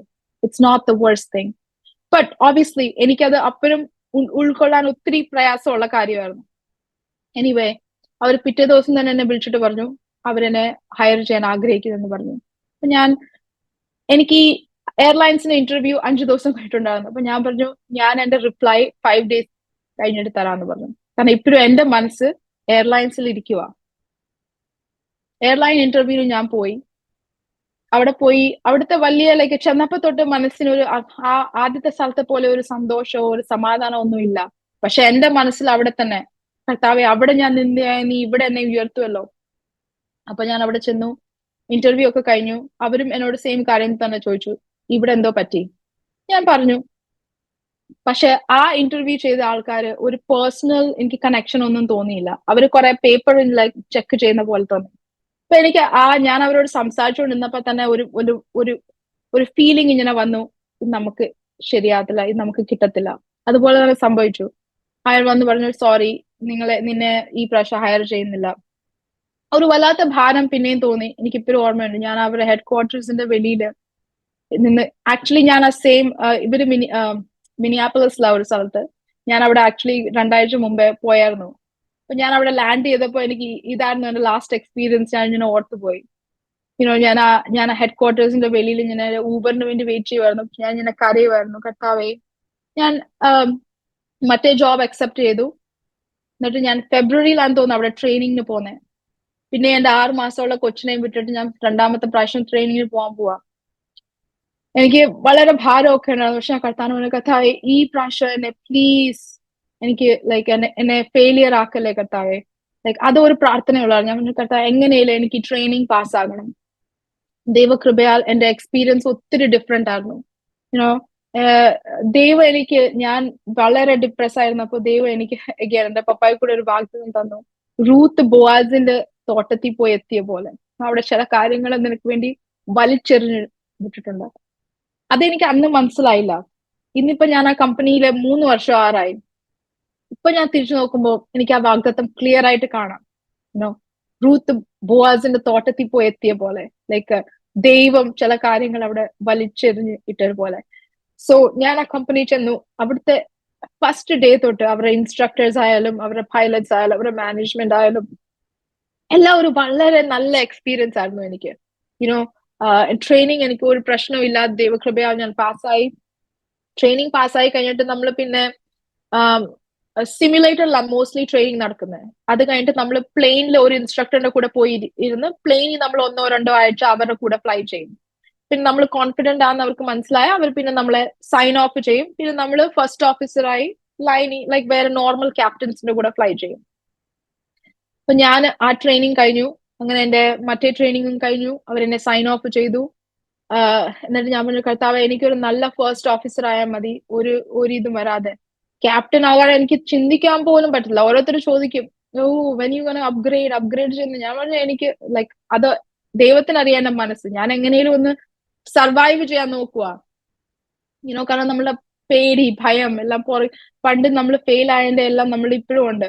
പക്ഷെ ഓരോ ദിവസവും ആ ജോബിൽ ദൈവം എന്നെ എൻകറേജ് ചെയ്യാൻ തുടങ്ങി. ദൈവം എന്നെ അങ്ങനെ ഒന്നും ഞാൻ തേടിപ്പോയതല്ല. ഇത് ഒരു വാഗ്ദത്തം ദൈവം. നീ തേടി ഒന്നും പോയ, എല്ലാം നിന്നെ തേടി വരും. അപ്പൊ തക്ക സമയമായപ്പോൾ ഞാൻ പറയാം, 1 വർഷം കഴിഞ്ഞിട്ട് ഞാൻ ക്യാപ്റ്റൻ ആകാൻ ചിന്തിക്കുക പോലെ ഉള്ളൂ. 6-7 മാസമായപ്പോൾ ഓരോരുത്തർ എന്നോട് ഇങ്ങോട്ട് വന്ന് പറയാൻ പറഞ്ഞു, I think you should upgrade. അപ്പൊ ഒരു പ്രാവശ്യം എന്റെ ഫ്രണ്ട് പറഞ്ഞു, ഹേ, നീ എന്താ ഇവാലുവേഷൻ ഉണ്ട്, ഇവാലുവേഷൻ പോയി ചെയ്. അവര് നിന്നോട് പറഞ്ഞാൽ നീ റെഡിയല്ല, നീ എന്താ ചെയ്യാത്ത? ഇത്രയും പേര് നിന്നോട് പറയുന്നില്ലേ? ഞാൻ പറഞ്ഞു, ഓക്കെ, ഞാൻ പോയി ചെയ്യാം. അങ്ങനെ ഞാൻ ഒരു ദിവസം ഇവാലുവേഷന് പോയി. അത് ഞാൻ പാസ്സായി. എന്നിട്ട് അവരെന്നോട് പറഞ്ഞു, ഒരു ക്ലാസ്സേ മാറ്റി വെക്കാൻ പറ്റത്തുള്ളൂ, അടുത്ത ക്ലാസ്സിൽ കയറണം. അങ്ങനെ ജാനുവരി 2023 ഞാൻ ക്യാപ്റ്റൻ ക്ലാസ്സിൽ കയറി. അവിടെ ഞാൻ പറഞ്ഞു, കർത്താവേ, ഇത് കളിയല്ല, നീ എന്റെ കൂടെ നിൽക്കണം. കാരണം ക്യാപ്റ്റൻ വേറെ ആരും ഇല്ല എനിക്ക് നോക്കാൻ. ഫസ്റ്റ് ഓഫീസർ ആകുമ്പോ എന്തെങ്കിലും പറ്റിയാൽ നമ്മൾ ക്യാപ്റ്റന്റെ അടുത്ത് ഓടും. എനിക്ക് ഓടാൻ നീ മാത്രമേ ഉള്ളൂ. അതുകൊണ്ട് പ്ലീസ് എനിക്കൊരു വാഗ്ദത്തം വേണം. അപ്പൊ ദൈവം എനിക്ക് തന്നെ ആ സമയത്ത് നമ്മളെല്ലാരും പാടുന്ന ആ പാട്ടാ, നമ്മളുടെ വാക്യത്തിലുള്ളതാ, ഇസ്രായേലിൻ പരിപാലകൻ മയങ്ങുകില്ല, ഉറങ്ങുകില്ല. സോ അത് ഇപ്പോഴും ഒരു വാഗ്ദത്തമാണ്. ലൈക്ക് നീ മയങ്ങിയാലും നീ ഉറങ്ങിയാലും നിന്റെ കൈക്ക് ഇച്ചിരി തെറ്റുപറ്റിയാലും ഇസ്രായേലിൻ പരിപാലകൻ മയങ്ങിയില്ല, ഉറങ്ങിയില്ല. സോ അതൊരു സ്ട്രെങ്ത് ആയിരുന്നു. അങ്ങനെ ക്യാപ്റ്റൻ ക്ലാസ്സിൽ പോയി, അത് പാസ്സായി, അതിന്റെ ട്രെയിനിങ് എല്ലാം പാസ്സായി. ദൈവം ഒരു ക്യാപ്റ്റൻ ആക്കി മാറ്റി. ഓരോ ദിവസവും ഓരോ ഡിസിഷനിലും ഓരോ ഫ്ലൈറ്റിലും ദൈവത്തിന്റെ കൃപ. ഞാൻ എയർലൈൻസിലായിരുന്നെങ്കിൽ ഞാൻ പോകുന്ന 50% സ്ഥലങ്ങളും ഞാൻ കാണത്തില്ലായിരുന്നു. ഞങ്ങള് ഒരു ചെറിയ ഫ്ലൈറ്റ് പറപ്പിക്കുന്നത്. ബട്ട് ഞങ്ങൾ പോകുന്നതൊക്കെ എയർലൈൻസിന് ഒരിക്കലും പോകാൻ പറ്റാത്ത സ്ഥലങ്ങളിലാണ്. റാൻഡം ഐലൻഡ്സ്, ചെറിയ എയർപോർട്ട്സ്, മലയുടെ മേലിലുള്ള റാൻഡം എയർപോർട്ട്സ്, അവിടെയൊക്കെ എയർലൈൻസിന് വലിയ പ്ലെയിൻസിനൊന്നും ക്ലിയറൻസ് കിട്ടാൻ പാടാം. അപ്പൊ ആ എക്സ്പീരിയൻസ് ദൈവം എന്നെ ഓർമ്മിപ്പിച്ചു. ഞാൻ ചെറുപ്പത്തിൽ പറയുന്ന, കർത്താവ്, എനിക്ക് ഫ്ലൈ ചെയ്യണം. വലിയ പ്ലെയിനോ വലിയ കാര്യങ്ങളോ ഒന്നും എനിക്ക് എക്സ്പീരിയൻസ് ചെയ്യണം. ലൈക്ക് ഫ്ലൈയിങ്, ഒരു പൈലറ്റിന്റെ ജോയ്. എനിക്ക് തോന്നി ഈ ജോലി ഇല്ലായിരുന്നെങ്കിൽ ഞാൻ എന്റെ ലൈഫിൽ ഒത്തിരി മിസ് ഔട്ട് ചെയ്യുമായിരുന്നു. ഞാൻ അങ്ങനെ പറഞ്ഞ പോലെ ഞാൻ എയർലൈൻസിൽ പോയിരുന്നെങ്കിൽ ഞാൻ ചില എയർപോർട്ടിൽ പോകുമ്പോ ഒക്കെ അവിടെയൊക്കെ ചാലഞ്ചിങ് സർക്കംസ്റ്റൻസസ് ലാൻഡ് ചെയ്ത് കഴിയുമ്പോൾ ഓരോ എയർപോർട്ടിൽ പോയി ലാൻഡ് ചെയ്ത് ഭയങ്കര ഏറ്റവും ഹയസ്റ്റ് എലിവേഷൻ എയർപോർട്ടാണ് US-ലെ. അപ്പൊ അവിടെ ഒരു വേ ഇൻ, ഒരു വേ ഔട്ട്. പക്ഷെ ആ ദിവസം ഞങ്ങൾ പോയപ്പോ കാറ്റ് കാരണം ഞങ്ങൾക്ക് ടേൺ സർക്കിൾ എന്ന് പറയും, ഈ വഴി കൂടെ വന്നിട്ട് മല നോക്കി നമ്മൾ പിന്നെ ടേൺ ചെയ്തിട്ട് പിന്നെ ലാൻഡ് ചെയ്യണം. അന്ന് ഞാൻ ലാൻഡ് ചെയ്തിട്ട് എന്റെ ഫസ്റ്റ് ഓഫീസർ അവിടെ ഇരിക്കും. ഞാൻ പറഞ്ഞു, ഒന്ന് വെയിറ്റ് ചെയ്യും, എന്റെ കാലിപ്പിനും വിറയ്ക്കുന്നു, 2 മിനിറ്റ് വെയിറ്റ് ചെയ്യും. ഞാൻ ലാൻഡ് ചെയ്ത് കഴിഞ്ഞ് അവിടെ ഇരിക്കുമായിരുന്നു. പക്ഷെ ഞാൻ പിന്നെ മലയിലൊക്കെ നോക്കി. ഞാൻ തൊട്ടടുത്ത് നോക്കിയപ്പം എന്റെ ഫസ്റ്റ് ഓഫീസറിനോട് പറഞ്ഞു, ആ പൈലറ്റുമാർ നമ്മളെ കുറെ നേരമായിട്ട് നോക്കുന്നുണ്ടല്ലോ. ഞാൻ പറഞ്ഞു, ഓക്കെ. ഞാൻ നോക്കി ഹായ് പറഞ്ഞു. അപ്പോഴത്തേക്കിനും അടുത്ത് നിന്ന് ജെറ്റിന്റെ പൈലറ്റിന്റെ അടുത്ത് വന്നു. എന്നിട്ട് അയാൾ എന്നോട് ചോദിക്കുന്നു, നീ എത്ര ഹൈലാ പറഞ്ഞേ, എന്തോ സ്പീഡായിരുന്നു, എങ്ങനെയാ നീ അത് ചെയ്ത്? കാരണം അയാളുടെ പ്ലെയിൻ അത് ഒരിക്കലും ചെയ്യാൻ പറ്റത്തില്ല, ബിക്കോസ് അത് ഒത്തിരി വലുതാ, ഒത്തിരി ഫാസ്റ്റാ.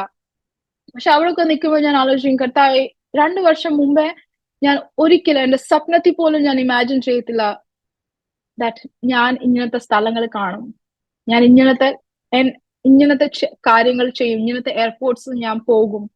ഇന്ന് അപ്പൊ ക്യാപ്റ്റനായി 1 വർഷം കഴിയുന്നതിന് മുമ്പേ എന്റെ ഫ്രണ്ട്സ് പിന്നെയും എന്നോട് പറയാൻ തുടങ്ങി, ഓ നീ ഇൻസ്ട്രക്ടർ ആകണം, ഞാൻ ഇൻസ്ട്രക്ടർ ഒന്നും ഞാൻ തേടിപ്പോയതല്ല, നിന്നെ തേടി വരും. അത് ഞാൻ പറഞ്ഞു, ഓ ഇല്ല അത് വേറെ ഒരു ലെവലാ, അത് പറ്റത്തില്ല. അങ്ങനെ കുറച്ച് നാൾ കഴിഞ്ഞ് പറഞ്ഞു എന്റെ ഞങ്ങൾക്കിന്നെ എല്ലാ 6 മാസവും ഈ ഞങ്ങളുടേതായിട്ടുള്ള ടെസ്റ്റ് റൈഡ് എടുക്കണം വേറെ ഇൻസ്ട്രക്ടേഴ്സിന്റെ കൂടെ. എല്ലാ 6 മന്ത്സും നമ്മൾ കറൻസി ചെയ്തുകൊണ്ടിരിക്കണം. അപ്പൊ വേറെ ആൾക്കാർ വന്ന് നമ്മളെ ചെക്ക് പൈലറ്റ്സ് നമ്മൾ ടെസ്റ്റ് ചെയ്യും. അങ്ങനെ ഒരു ചെക്ക് റൈഡ് കഴിഞ്ഞു കഴിഞ്ഞപ്പോ എന്റെ ചെക്ക് പൈലറ്റ് എന്നോട് പറഞ്ഞു, ഹേ നീ എന്താ ഇൻസ്ട്രക്ടർ ആകാത്തെ? ഞാൻ പറഞ്ഞു, ഓക്കെ ഇപ്പോഴത്തെ ഈ ആപ്ലിക്കേഷൻ ഇന്നലെ അടച്ചല്ലോ അവര്, ഇനി അടുത്ത പ്രാവശ്യം ഓപ്പൺ ആവുമ്പോ ഞാൻ അപ്ലൈ ചെയ്യാം. ഞാൻ വിചാരിച്ചു ഇത് സത്യത്തിൽ ദൈവഹിതം ആവുമ്പോ ഞാൻ ഒന്ന് ടെസ്റ്റ് ചെയ്ത് നോക്കട്ടെ. അപ്പൊ ഞാൻ എന്തോ ചെയ്തു, ആ ദിവസം ഇരുന്ന് ഞാൻ HR അടുത്ത് പോയിട്ട് പറഞ്ഞു, ഹേ ആ ഇൻസ്ട്രക്ടറിന്റെ ആപ്ലിക്കേഷൻ അടഞ്ഞോ? അവർ പറഞ്ഞു അത് ഇന്നലെ അടച്ചു. അപ്പൊ ഞാൻ പറഞ്ഞു ഓക്കെ. എന്നിട്ട് ഞാൻ പോകാൻ തുടങ്ങിയപ്പോ അവൾ ചോദിച്ചു, എന്താ നിനക്ക് അപ്ലൈ ചെയ്യണോ? ഞാൻ പറഞ്ഞു ഞാൻ വിചാരിക്കുവായിരുന്നു, പക്ഷെ സാരമില്ല അടുത്ത പ്രാവശ്യം. അവൾ പറഞ്ഞു ഇല്ലില്ല ഞാനൊന്ന് ചോദിക്കട്ടെ എന്ന് പറഞ്ഞു. എന്നിട്ട് ഒരു 5 മിനിറ്റ് കഴിഞ്ഞപ്പോ അവൾ എനിക്ക് ഇമെയിൽ അയച്ചിട്ട് പറഞ്ഞു, നിന്റെ റെസ്യൂമേ ഒന്ന് അയക്കാൻ പറഞ്ഞു. എന്റെ റെസ്യൂമേ ഞാൻ അയച്ചു. ഞാൻ പറഞ്ഞു റെസ്യൂമേ അയച്ചാലും എന്താ, ഇനി അവരുടെ ആപ്ലിക്കേഷൻ അടച്ചല്ലോ. അതിന്റെ 5 മിനിറ്റ് കഴിഞ്ഞപ്പോ എനിക്ക് ട്രെയിനിങ് മാനേജറിന്റെ ഇമെയിൽ വന്നു, നാളെ എന്റെ ഇന്റർവ്യൂ ആണെന്ന് പറഞ്ഞു. എന്നെ ഞാൻ ക്യാപ്റ്റൻ ആയിരുന്നപ്പം ഒരു ചെറിയ സംഭവം ഉണ്ടായി, അതെന്നെ ഒത്തിരി ഭാരപ്പെടുത്തി ഇൻസ്ട്രക്ടർ ആകാൻ വേണ്ടി. വൺ ഓഫ് ദ റീസൺസ് ഞാൻ ഡിസൈഡ് ചെയ്തത്, ഈ ചെക്ക് പൈലറ്റ് എന്നോട് സംസാരിച്ചുകൊണ്ടിരുന്നപ്പോ പുള്ളി പറഞ്ഞു, ഓ ബൈ ദ വേ നീ ഈ സോ ആൻഡ് സോയോട് സംസാരിച്ചായിരുന്നു ഇതുണ്ടായപ്പോ, പക്ഷെ നീ ഒത്തിരി നല്ലതായിട്ട് അത് ഹാൻഡിൽ ചെയ്തു. ആ പുള്ളി എന്നോട് പറഞ്ഞു നീ ഒത്തിരി നല്ലതായിട്ട് ഹാൻഡിൽ ചെയ്തു. അപ്പൊ ദൈവം ആ ഒരു പന്ന എക്സ്പീരിയൻസിനെ ആ സമയത്ത് ഒരു എൻകറേജിങ് എക്സ്പീരിയൻസ് ആക്കി മാറ്റി. അത് കേട്ടപ്പോഴാണ് ഞാൻ വിചാരിച്ചു, ഓക്കെ ഞാനൊന്ന് അപ്ലൈ ചെയ്ത് നോക്കട്ടെ. ഞാൻ ദൈവത്തെ ടെസ്റ്റ് ചെയ്യുമായിരുന്നു. ആപ്ലിക്കേഷൻ ഇന്നലെ അടഞ്ഞു, പിന്നെ ആരാ നമ്മുടെ ആപ്ലിക്കേഷൻ എടുക്കുന്നത്? പക്ഷെ ദൈവം അവിടെ കൊണ്ടുവന്നു. ഞാൻ ആക്ച്വലി എന്റെ ഹസ്ബൻഡിനോട് പറയുന്നത് അത് ഒരു ഹാർഡ് ഇന്റർവ്യൂ ആയിരുന്നു. കാരണം ഞാൻ ചോദിച്ചവരെല്ലാം എന്നോട് പറയാം, അവർ നിന്നെ ഇട്ടങ്ങ് അവർ ഒത്തിരി ക്വസ്റ്റ്യൻസ് ചോദിക്കും. നമ്മൾ ഏറ്റവും പന്ന പൈലറ്റ്സ് ആണ് നമുക്ക് തോന്നും ആ റൂമിൽ ഇരിക്കുമ്പം. നമ്മളങ്ങ് വേർത്ത് ഒത്തിരി ടെറിബിൾ എക്സ്പീരിയൻസ്. അപ്പൊ എല്ലാരും എന്നെ എൻകറേജ് ചെയ്യുക, അപ്പൊ ഇറ്റ്സ് ഓക്കെ. അപ്പൊ ഞാൻ അവിടെ ചെന്നപ്പോ എനിക്കൊരു ചെറിയ ഒരു ശ്വാസം മുട്ടൽ പോലെ ഉണ്ടായി. എനിക്ക് യൂഷ്വലി അങ്ങനെ ഇതുവരെ ഉണ്ടായില്ല. അപ്പൊ ഞാൻ ഒരു ക്വയറ്റ് റൂമിലോട്ട് പോയിച്ചിട്ട് വെള്ളം കുടിച്ചിട്ട് ഞാൻ അവിടെ നിന്ന് പ്രാർത്ഥിച്ചു. ആദ്യം ഞാൻ വിചാരിച്ചു എന്തിനാ ഞാൻ ഇവിടെ വന്നേ, ഇത് ചെയ്യേണ്ട ഒരു ആവശ്യമില്ലായിരുന്നു. അപ്പൊ ഞാൻ വിചാരിച്ചു ഇറ്റ്സ് ഓക്കെ. ഞാൻ ആ ഇന്റർവ്യൂ റൂമിനകത്ത് പോയി. അവർ പറഞ്ഞ പോലെ ഒട്ടുമല്ലായിരുന്നു എന്റെ experience. I had the best interview so far. അപ്പം ഞാൻ പിന്നെ എന്റെ മാനസിക ചിന്തയിൽ വിചാരിച്ചു, ഇനി ഇവർക്ക് എന്നെ ഓൾറെഡി വേണ്ട, അതുകൊണ്ടാണ് അവരെന്നോട് ക്വസ്റ്റ്യൻസ് അങ്ങനെ ചോദിക്കാഞ്ഞ്. അങ്ങനൊക്കെ ഞാൻ വിചാരിക്കാൻ തുടങ്ങി. But anyway fast forward, God ഇന്ന് ഒരു ഇൻസ്ട്രക്ടർ പൈലറ്റ് ആയിട്ട് ആ കമ്പനി തന്നെ നിർത്തി. ഇന്ന് ഞാൻ വേറെ പിള്ളേരെ ട്രെയിൻ ചെയ്യുമ്പോൾ ഞാൻ ഓർക്കും ആ 3 വർഷം മുമ്പേ ആ സിമ്മിൽ ഇരുന്ന് ഫെയിൽ ആയി പോയ ചില കാര്യങ്ങൾ അവർ ചെയ്യുന്നത് ഞാൻ കാണുമ്പോൾ എനിക്ക് ഓർമ്മ വരും. ഞാനും ഇങ്ങനെ ചെയ്തായിരുന്നു. പക്ഷെ ഇന്ന് അതെല്ലാം യൂസ് ചെയ്ത് എനിക്ക് അവരെ എൻകറേജ് ചെയ്യാൻ പറ്റും, അവരെ എനിക്ക് ട്രെയിൻ ചെയ്യാൻ പറ്റും. അത് ദൈവത്തിന്റെ ഒരു കൃപ മാത്രം. അവിടെ എല്ലാം ഞാൻ ആ ക്ലോസറ്റിൽ കടന്നു കഴിഞ്ഞപ്പോ ദൈവം പറഞ്ഞത്, you will see the goodness of the lord in the land of the living. ആ വാഗ്ദത്തം ഞാൻ ഇന്നും ഓർക്കുന്നു. ഇനി ഒത്തിരി പോകാനുണ്ട്, ഇനി ദൈവത്തിന്റെ ഒത്തിരി വാഗ്ദത്തങ്ങൾ കിട്ടാനുണ്ട്. ഇത് ഞാൻ വിചാരിച്ച വഴിയല്ല, പക്ഷെ ദൈവം വിചാരിച്ച വഴിയാ. ഇത് എവിടെ ചെന്ന് എത്തിയാലും ദൈവത്തിന്റെ നാമം മഹത്വപ്പെടണം. ദൈവത്തിൽ എന്തോ ഞാൻ എവിടെ ചെന്നാലും എല്ലാ ദിവസവും ഞാൻ ഫ്ലൈ ചെയ്യുന്ന ആൾക്കാരാണെങ്കിലും ആരെന്നോട് ഇതൊരു നോർമൽ ക്വസ്റ്റ്യൻ ആ, oh how did you decide to be a pilot? അപ്പൊ എനിക്ക് എപ്പോഴും പറയാൻ പറ്റും, because God put this in my heart and God made it happen. ചിലവരോട് നമുക്ക് കൂടുതൽ സാക്ഷ്യം പറയാൻ പറ്റും, ചിലവരോട് നമ്മൾ അപ്പറെ പറയത്തില്ല. പക്ഷെ നമുക്ക് ദൈവത്തിനെ എവിടെ വേണമെങ്കിലും നമ്മളുടെ ദൈവത്തെ ഇൻട്രൊഡ്യൂസ് ചെയ്യാൻ പറ്റും. എന്റെ സിസ്റ്റർ അവളൊരു ഡോക്ടറാ. അന്ന് അവളും ചെറുപ്പത്തിൽ ഇങ്ങനെ സ്വപ്നം കണ്ട് ഒന്നുമില്ലായ്മയിൽ, പക്ഷെ ഇന്ന് അവളൊരു ഡോക്ടർ ന്യൂജേഴ്സിയിൽ. അവളുടെയും കല്യാണം കഴിഞ്ഞ് അവരവിടെ സെറ്റിൽഡ് ആണ്. എന്റെ പപ്പായുടെയും ഉമ്മയുടെയും സാക്ഷ്യത്തിന് ഒന്നുമില്ലായ്മയോ ദൈവം ഇത്രത്തോളം കൊണ്ടുവന്നു. ദൈവം ഒരു വാഗ്ദത്തം തന്നു അവർക്ക്, നീ എന്റെ വേലയ്ക്ക് ഇറങ്ങുന്നതുകൊണ്ട് നിനക്കോ നിന്റെ മക്കൾക്കോ ഒന്നിനും കുറവ് വരത്തില്ല. ആ ഒരു വാഗ്ദത്തത്തിൽ ഞങ്ങളും ഇന്ന് ഉറച്ചു നിൽക്കുന്നു. ഞങ്ങൾ ഇവിടെ കാൽവറി അസംബ്ലി ചർച്ച് ഓഫ് ഗോഡിലെ മെമ്പേഴ്സ് ആണ്. പാസ്റ്റർ ഷിബു തോമസിന്റെ ചർച്ചിൽ ഞങ്ങളിവിടെ പോകുന്നത്. ഞങ്ങളെ ഓർത്ത് പ്രാർത്ഥിക്കുക. Thank you for this opportunity. I just want to send out a message to all the young people out there. Devam, when God says yes, it's always a yes. God says yes, it's a yes and amen. Devam എന്ന് പറഞ്ഞ എല്ലാം ഊവയാ. ദൈവം എന്നും കൂടെയുണ്ട്. Circumstances dark ആണെങ്കിലും ദൈവം അതിലും കൂടെയുണ്ട്. അതുകൊണ്ട് ദൈവം നമ്മളുടെ ജേർണി ചിലപ്പോൾ എല്ലാരെയും പോലെ അല്ലായിരിക്കും. നമ്മളുടെ ജേർണി ഇച്ചിരി ഡിഫറെന്റ് ആയിരിക്കും. പക്ഷെ എംബ്രേസ് ഇറ്റ്, ബിക്കോസ് അവിടെയാ ദൈവം നമ്മളുടെ സ്റ്റോറീസ് എഴുതുന്നത്. എല്ലാരെയും പോലെ എഴുതിയ എല്ലാവർക്കും അറിയാം എങ്ങനെയാ പോകുന്നതെന്ന്. പക്ഷെ ദൈവം നമ്മളെ വിളിച്ചേക്കുന്ന ഒരു വേറെ ഒരു ഡിഫറെന്റ് ജേർണിക്ക് വേണ്ടിയാ. ആ ജേർണി ദൈവ മഹത്വത്തിനുള്ള ജേർണിയാണ്. So embrace it and just praise God. Yeah, thank you. Praise Lord മോളെ. എനിക്ക് പറയാൻ വാക്കുകളില്ല. കേൾക്കാമല്ലോ അല്ലേ? എനിക്ക് പറയാൻ വാക്കുകളില്ല. മോള് പറഞ്ഞുകൊണ്ടിരുന്നപ്പോൾ ദൈവത്തിന്റെ വിശ്വസ്തയോർത്ത് ഞാൻ ദൈവത്തിന് സ്തോത്രം ചെയ്യുമായിരുന്നു. യോഹന്നാൻ ജോൺ പാസ്റ്ററെ എനിക്കറിയാം. ബോംബെ പട്ടണത്തിൽ കർത്താവിൻ്റെ വേല ചെയ്തു, വിശ്വസ്തയോട് കർത്താവിൻ്റെ വേല ചെയ്തു. ഇപ്പോഴും അമേരിക്കയിൽ നിന്നൊക്കെ ആരെങ്കിലും എന്നെ വിളിച്ചിട്ട് ഒരു നമ്പർ തരാമോ, ഒരു ദൂത് കേൾക്കണം, അല്ലെങ്കിൽ ഒരു പൈശാചിക ബന്ധനമുണ്ട്, ഒരു ഡിപ്രഷൻ ഉണ്ട്, പ്രാർത്ഥിക്കണം എന്നൊക്കെ പറയുമ്പോൾ ആരെങ്കിലും അമേരിക്കയിലുണ്ടോ എന്ന് ചോദിക്കുമ്പോൾ ഞാൻ കൊടുക്കുന്ന നമ്പർ യോഹന്നാൻ ജോൺ പാസ്റ്ററുടെ നമ്പറാണ്. കാരണം ബോംബെയിലൊക്കെ അങ്ങനെ ഒത്തിരി പൈശാചിക ബന്ധനങ്ങളെയൊക്കെ അടിച്ച് കർത്താവിൻ്റെ വേല ചെയ്ത് ആത്മാക്കളെ വിടുവിച്ച് ഒക്കെ ശുശ്രൂഷിച്ച ഒരു ദൈവദാസൻ, വിശ്വസ്തയോട് ശുശ്രൂഷിച്ച ഒരു സാധാരണ ഒരു ദൈവദാസൻ. മോളാക്കാര്യം പറഞ്ഞു, ഒരു പാസ്റ്ററുടെ മകൾ, ഒരു സാധാരണ പാസ്റ്ററുടെ മകളെ ഒരു പൈലറ്റാക്കി മാറ്റുക എന്ന് പറഞ്ഞാൽ അത് ദൈവത്തിൻ്റെ വലിയ പ്രവൃത്തിയാണ്. കാരണം ഒരു പൈലറ്റ് ട്രെയിനിങ് ഒക്കെ ഇന്ത്യയിൽ കംപ്ലീറ്റ് ചെയ്യണമെങ്കിൽ ഇപ്പം തന്നെ 1.5 കോടി 2 കോടിയൊക്കെ ഒരു തുകയാണ്. പിന്നെ അത് കഴിഞ്ഞ് കൊമേഴ്ഷ്യൽ ഫ്ലൈയിങ് ലൈസൻസ് ഒക്കെ കിട്ടണമെങ്കിൽ പിന്നെയും നമുക്ക് ഊഹിക്കാൻ പറ്റാത്ത അത്രയും, പിന്നെ വിദേശത്ത് പോയുള്ള ട്രെയിനിങ്ങുകൾ ഒക്കെ വലിയ തുകയാണ് അതിന് ചെലവഴിക്കേണ്ടത്. എന്നാൽ അത് ദൈവം ഒരു അത്ഭുതമാക്കി എന്നല്ല, ക്യാപ്റ്റനാക്കി, ഒരു ഇൻസ്ട്രക്ടറാക്കി ദൈവം മാറ്റി. ഇതൊക്കെ ദൈവത്തിൻ്റെ കരം കൂടിയിരുന്നത് കൊണ്ടുള്ള ദൈവത്തിൻ്റെ മഹാ അത്ഭുതമാണ്. എയർലൈൻസിലല്ല വർക്ക് ചെയ്യുന്നതെന്ന് പറഞ്ഞു, പക്ഷേ നമ്മളെ ഒരു ചാർട്ടേഡ് ഫ്ലൈറ്റുകൾ അറേഞ്ച് ചെയ്യുന്ന കമ്പനിയാണ് അല്ലേ? ഒന്നുകൂടെ ഒന്ന് വ്യക്തത വരുത്തിയാൽ. കാരണം ഞാൻ ആദ്യം ആ ചോദ്യം ചോദിച്ചപ്പോൾ എനിക്ക് തന്നെ ഒരു ചെറിയ കൺഫ്യൂഷൻ തോന്നി. What kind of flying business you are in? അതാ വേറെ ഒരു ദൈവത്തിന്റെ അത്ഭുത കാര്യം. എനിക്ക് ആക്ച്വലി കോർപ്പറേറ്റ് ഏവിയേഷൻ എന്ന് പറഞ്ഞത് ഞാൻ കേട്ടിട്ടുണ്ട് പണ്ട്, പക്ഷെ എനിക്ക് ഇതിനെ കുറിച്ച് ഒരു ഐഡിയ ഇല്ലായിരുന്നു. സോ എന്റെ കമ്പനി ഒരു ഫ്രാക്ഷണൽ ഓണർഷിപ്പ് എന്ന് പറയും. അപ്പൊ ഈ ചില റിച്ച് പീപ്പിൾ ഉണ്ട്, അവർ സ്വന്തമായിട്ടുള്ള ജെറ്റ് മേടിച്ച് അവർ മാനേജ് ചെയ്യും. പക്ഷെ മോസ്റ്റ്ലി ഒത്തിരി ആൾക്കാർ എന്തോ ചെയ്യും, ഇവര് ഈ ഷെയർ മേടിക്കും. ഒരു പ്ലെയിനിന് 16 ഷെയർ ആയിട്ട് അവര് ഡിവൈഡ് ചെയ്യും. ചിലവർ ഒരു ഷെയർ മേടിക്കും, ചിലവർ 2 ഷെയർ മേടിക്കും. അങ്ങനെ ഇപ്പൊ ഞങ്ങളുടെ കമ്പനിക്ക് ഓൾമോസ്റ്റ് 45 to 50 2 തരം പ്ലെയിൻസ് ഉണ്ട്. പൊളാറസിന്റെ പ്ലെയിൻസാ, സ്വിസ് മെയ്ഡ് കമ്പനിയാ. അവരുടെ ജെറ്റും ഉണ്ട്, അവരുടെ ടർബോ പ്രോപ്പും ഉണ്ട്. അവരുടെ ടർബോ പ്രോപ്പാണ് ഞാൻ പഠിപ്പിക്കുന്നത്. അപ്പൊ ഇവര് ഷെയർ മേടിക്കുമ്പം ഇവർക്ക് ഒരു വർഷം ഇത്രയും മണിക്കൂർ അവർക്ക് അതിനകത്ത് കിട്ടും.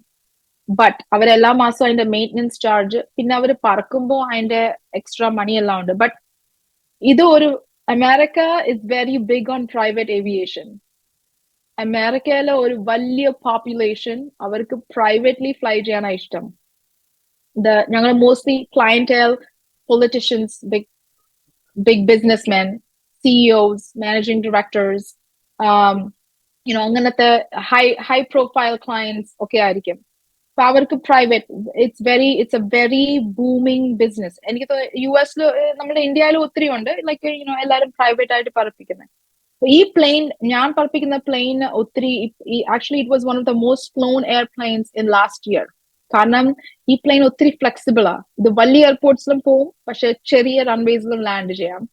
സോ ഒത്തിരി ആൾക്കാർക്ക് അങ്ങനെ യൂസ് വരും. കാരണം ചില ആൾക്കാർക്ക് എയർപോർട്ട് വരെ ഡ്രൈവ് ചെയ്യാനുള്ള സമയമില്ല. ചിലവർക്ക് അവരുടെ വീട്ടിന്റെ ഏറ്റവും അടുത്തുള്ള എയർപോർട്ടിൽ വന്നിട്ട് ഇവർക്ക് സെക്യൂരിറ്റി ട്രെയിനിങ്ങോ സെക്യൂരിറ്റി ചെക്കിങ് അങ്ങനൊന്നുമില്ല. പ്ലെയിൻ ഡിപ്പാർച്ചർ ടൈമിന്റെ 5 മിനിറ്റ് മുമ്പേ വന്നാൽ മതി. ബാഗെല്ലാം ലോഡ് ചെയ്യും, കയറിയിരിക്കും, നമ്മൾ കഥ അടയ്ക്കും, ബ്രീഫ് ചെയ്യും, പോവും. നമ്മൾ കൊണ്ട് ഇറക്കുമ്പോൾ അവരുടെ വണ്ടി ഓൾറെഡി അവിടെ വെയിറ്റിംഗ് ആ. അവരിറങ്ങും, ഡ്രൈവർ വണ്ടി എടുക്കും, അവരതിനകത്ത് കയറി പോകും. അത് അവരുടെ ലൈഫ് സ്റ്റൈൽ. അപ്പൊ ഞാൻ ഓർക്കുമായിരുന്നു, അമേരിക്കയിലെ ചില ഒത്തിരി വമ്പന്മാരെ എനിക്ക് കാണാൻ പറ്റുന്നു, കാരണം ഞാൻ ഈ ഫീൽഡിൽ അതുകൊണ്ട്. നാടൻ ഭാഷയെ പറഞ്ഞാൽ അവരെ പറപ്പിച്ചിട്ടുണ്ട്. എക്സാക്ട്ലി. അവരോട് ഫേസ് ടു ഫേസ് സംസാരിക്കാൻ പറ്റും, അവരെ ബ്രീഫ് ചെയ്യാൻ പറ്റും. അങ്ങനെ അതൊരു വലിയ എക്സ്പീരിയൻസ്. അവരുടെ ലൈഫ് സ്റ്റൈൽ അടുത്തുനിന്ന് കാണാൻ പറ്റും. കാരണം അല്ലെങ്കിൽ ഇവർ പോകുന്ന ചില എയർപോർട്ട്സിനെ ഒക്കെ കുറിച്ച് ഞാൻ ഒരിക്കലും അറിയത്തില്ലായിരുന്നു ഈ ജോലി ഇല്ലായിരുന്നെങ്കിൽ. സോ അതൊരു വേറെ ലൈഫ് സ്റ്റൈലാണ്. എനിക്ക് ആക്ച്വലി ഇതിനെ കുറിച്ച് ഇത്ര അറിയത്തില്ലായിരുന്നു till I started working in this field. പിന്നെ എനിക്ക് മനസ്സിലായ പ്രൈവറ്റ് ഏവിയേഷൻ എന്തൊരു വലിയ ഒരു ഫീൽഡായത്. ഓക്കെ, ഇപ്പോൾ കൂടുതൽ ക്ലാരിറ്റി നമുക്ക് കിട്ടി. വളരെ റിസ്കി ആയിട്ടുള്ള എയർപോർട്ട്സിൽ ലാൻഡ് ചെയ്യുന്ന അനുഭവങ്ങൾ അല്ലേ? ഈ ടേബിൾ ടോപ്പ് എന്നൊക്കെ പറയുന്നത് പോലെ മലയുടെ മുകളിലുള്ള എയർപോർട്ടുകളിലൊക്കെ. Some of the challenging ones that we go to are probably in the mountains. Like we go to Telluride, Aspen. Aspen is like you said, a tabletop, but it's in the മലയുടെ ഇടയ്ക്കുള്ള ഒരു എയർപോർട്ടാണ്. ഇപ്പൊ ഒത്തിരി ആൾക്കാർ ഈ winter season ആകുമ്പോൾ സ്കീയിങ്ങിന് അവിടെ പോകും. മലയിലെല്ലാം സ്നോ വീണ് കിടക്കുമ്പോൾ സ്കീ ചെയ്യാൻ വേണ്ടി നമ്മൾ ഒത്തിരി ക്ലയൻസിനെ അവിടെ കൊണ്ടുപോകും. ആസ്പെനിൽ പോകുന്ന ഇച്ചിരി ട്രിക്കിയാ, കാരണം ആ എയർപോർട്ടിൽ ഒരു വഴിയേ ഉള്ളൂ അകത്തോട്ട് പോവാൻ. ടേക്ക് ഓഫ് ഒരു റൺവേയിലും ലാൻഡിങ് ഒരു റൺവേയിലും, കാരണം ബാക്കി സ്ഥലം മൊത്തം മല കൊണ്ട് ഇങ്ങനെ സറൗണ്ടഡ് ആണ്. പിന്നെ ഞങ്ങൾ ഇച്ചിരി റിസ്കി ആയിട്ട് പോകുന്നത്, അത് റിസ്കി എന്ന് പറഞ്ഞാൽ അത് ഈ ബഹാമാസിൽ റാൻഡം പ്രൈവറ്റ് ഐലൻഡ്സ് ഉണ്ട്. അതാ ലൈക്ക് വേറെ ഒരു സ്ഥലം ഞാൻ ഒരിക്കലും അല്ലെങ്കിൽ ഞാൻ കാണത്തില്ലായിരുന്നു ഇതൊന്നും. ഞങ്ങൾ ചില പ്രൈവറ്റ് ഐലൻഡ്സിൽ പോയി, അവിടെ നമ്മൾ പോയി അവിടുത്തെ റൺവേ ഒക്കെ ഇങ്ങനെ സ്കാൻ ചെയ്ത് വേണം നമ്മൾ ലാൻഡ് ചെയ്യാൻ. പക്ഷെ ഞങ്ങളുടെ കമ്പനി ഓൾറെഡി ലൈക്ക് അവരുടെ പ്രൊസീജിയേഴ്സ് ഉണ്ട് അങ്ങനത്തെ. അവരെല്ലാം ഓൾറെഡി പോയി, എല്ലാം സേഫ് അല്ലെങ്കിൽ നമ്മൾ പോകത്തില്ല. ബട്ട് അവരുടെ സ്പെഷ്യൽ പ്രൊസീജിയേഴ്സ് ഉണ്ട് ഈ റൺവേസിലൊക്കെ പോകാൻ വേണ്ടി. അപ്പൊ നമ്മൾ അതെല്ലാം പോകുന്നതിന് മുമ്പേ എല്ലാം വായിച്ച് ക്ലിയർ ചെയ്ത് വേണം പോകാൻ വേണ്ടി. കുറേ കാര്യങ്ങൾ എൻ്റെ മനസ്സിൽ വന്നു, അതെല്ലാം ചോദിക്കണം പറയണം എന്നൊക്കെ ആഗ്രഹമുണ്ട്. ഒന്ന്, ആദ്യം പറഞ്ഞ ആ ബോംബെയിലെ റെന്റ് സിസ്റ്റം 11 മാസം കൂടുമ്പോൾ മാറണം. മോളെ, ഞങ്ങളുടെ ജീവിതത്തിൽ 11 മാസം ഞങ്ങൾക്ക് തികച്ചു നിൽക്കാൻ പറ്റത്തില്ലായിരുന്നു. ചിലപ്പോഴൊക്കെ 6 മാസം ആകുമ്പം ഞങ്ങളുടെ ഓണർ വന്നിട്ട് പറയും, ഞങ്ങളുടെ വീട് വിറ്റു, നിങ്ങൾ ഖാലിയാക്കിക്കൊള്ളാൻ പറയും. സോ എനിക്ക് തോന്നുന്നു ഒരു 2 വർഷത്തിനകം ഞങ്ങൾ 3ഓ 4ഓ വീട് മാറിയൊരു സമയമുണ്ട്. ഒരു ദിവസം പ്രാർത്ഥിച്ച്, കർത്താവേ, ഇനി ഇങ്ങനെ വാടകയ്ക്ക് ഓടി നടക്കാൻ പറ്റത്തില്ല, ഒരു വീട് തരണം. എന്തായാലും ദൈവത്തിൻ്റെ കൃപയാൽ ദൈവം ഞങ്ങൾക്ക് ബോംബെ പട്ടണത്തിൽ. അപ്പം ഉള്ളത് പറഞ്ഞപ്പോൾ ആ ഓർമ്മ ഞങ്ങൾക്ക് വന്നു. ശരിക്കും അത് അനുഭവിച്ചിട്ടുള്ളത് കൊണ്ട് നമുക്കതിൻ്റെ സങ്കടം അറിയാം.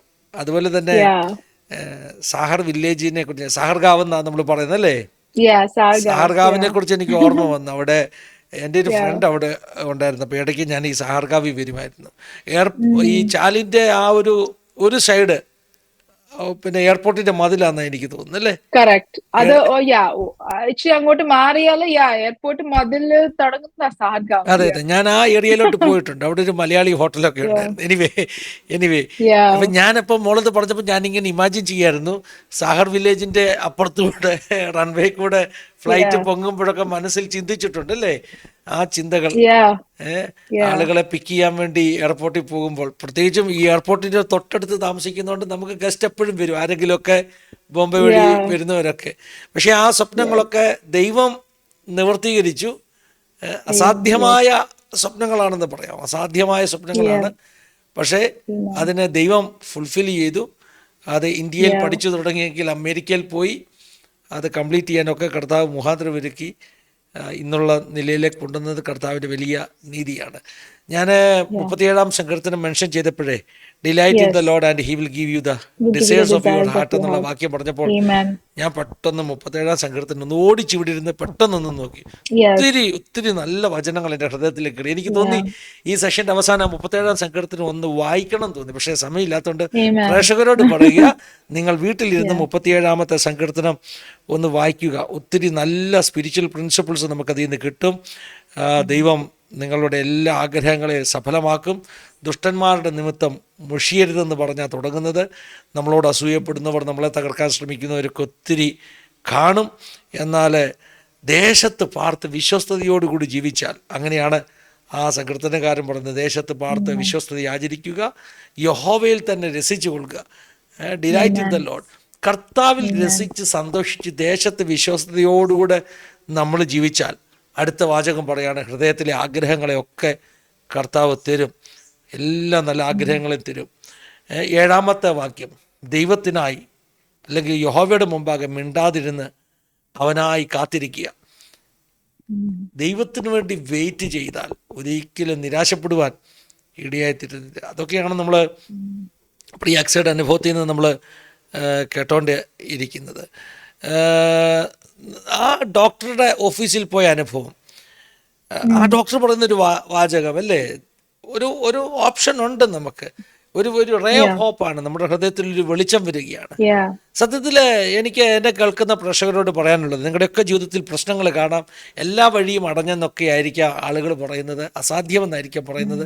പക്ഷേ എല്ലാ പ്രോബ്ലത്തിനും ഒരു സൊല്യൂഷൻ ഉണ്ട്, ഒരു വേ ഔട്ടുണ്ട്. അതുകൊണ്ട് എല്ലാ വഴിയും അടഞ്ഞ് ഒരു പ്രശ്നം ഉണ്ടാകത്തില്ല. നിങ്ങളുടെ ജീവിതത്തിലും ഇന്ന് നടക്കുന്ന സംഭവങ്ങൾക്കും അനുഭവങ്ങൾക്കും ഒരു ഒരു ഒരു പ്രതീക്ഷയുടെ ഒരു വെള്ളി വെളിച്ചം നിങ്ങളുടെ ഹൃദയത്തിൽ ഇടുകയാണ്. ദൈവം അങ്ങനെ ഹൃദയങ്ങളെ ആശ്വസിപ്പിക്കട്ടെ എന്ന് പ്രാർത്ഥിക്കുകയാണ്. ലിബർട്ടി യൂണിവേഴ്സിറ്റിയെക്കുറിച്ച് പറഞ്ഞു. ലിബർട്ടി യൂണിവേഴ്സിറ്റിയുടെ കൺവക്കേഷൻ മെസ്സേജസ് ഞാൻ ഇടയ്ക്കൊക്കെ കേൾക്കും.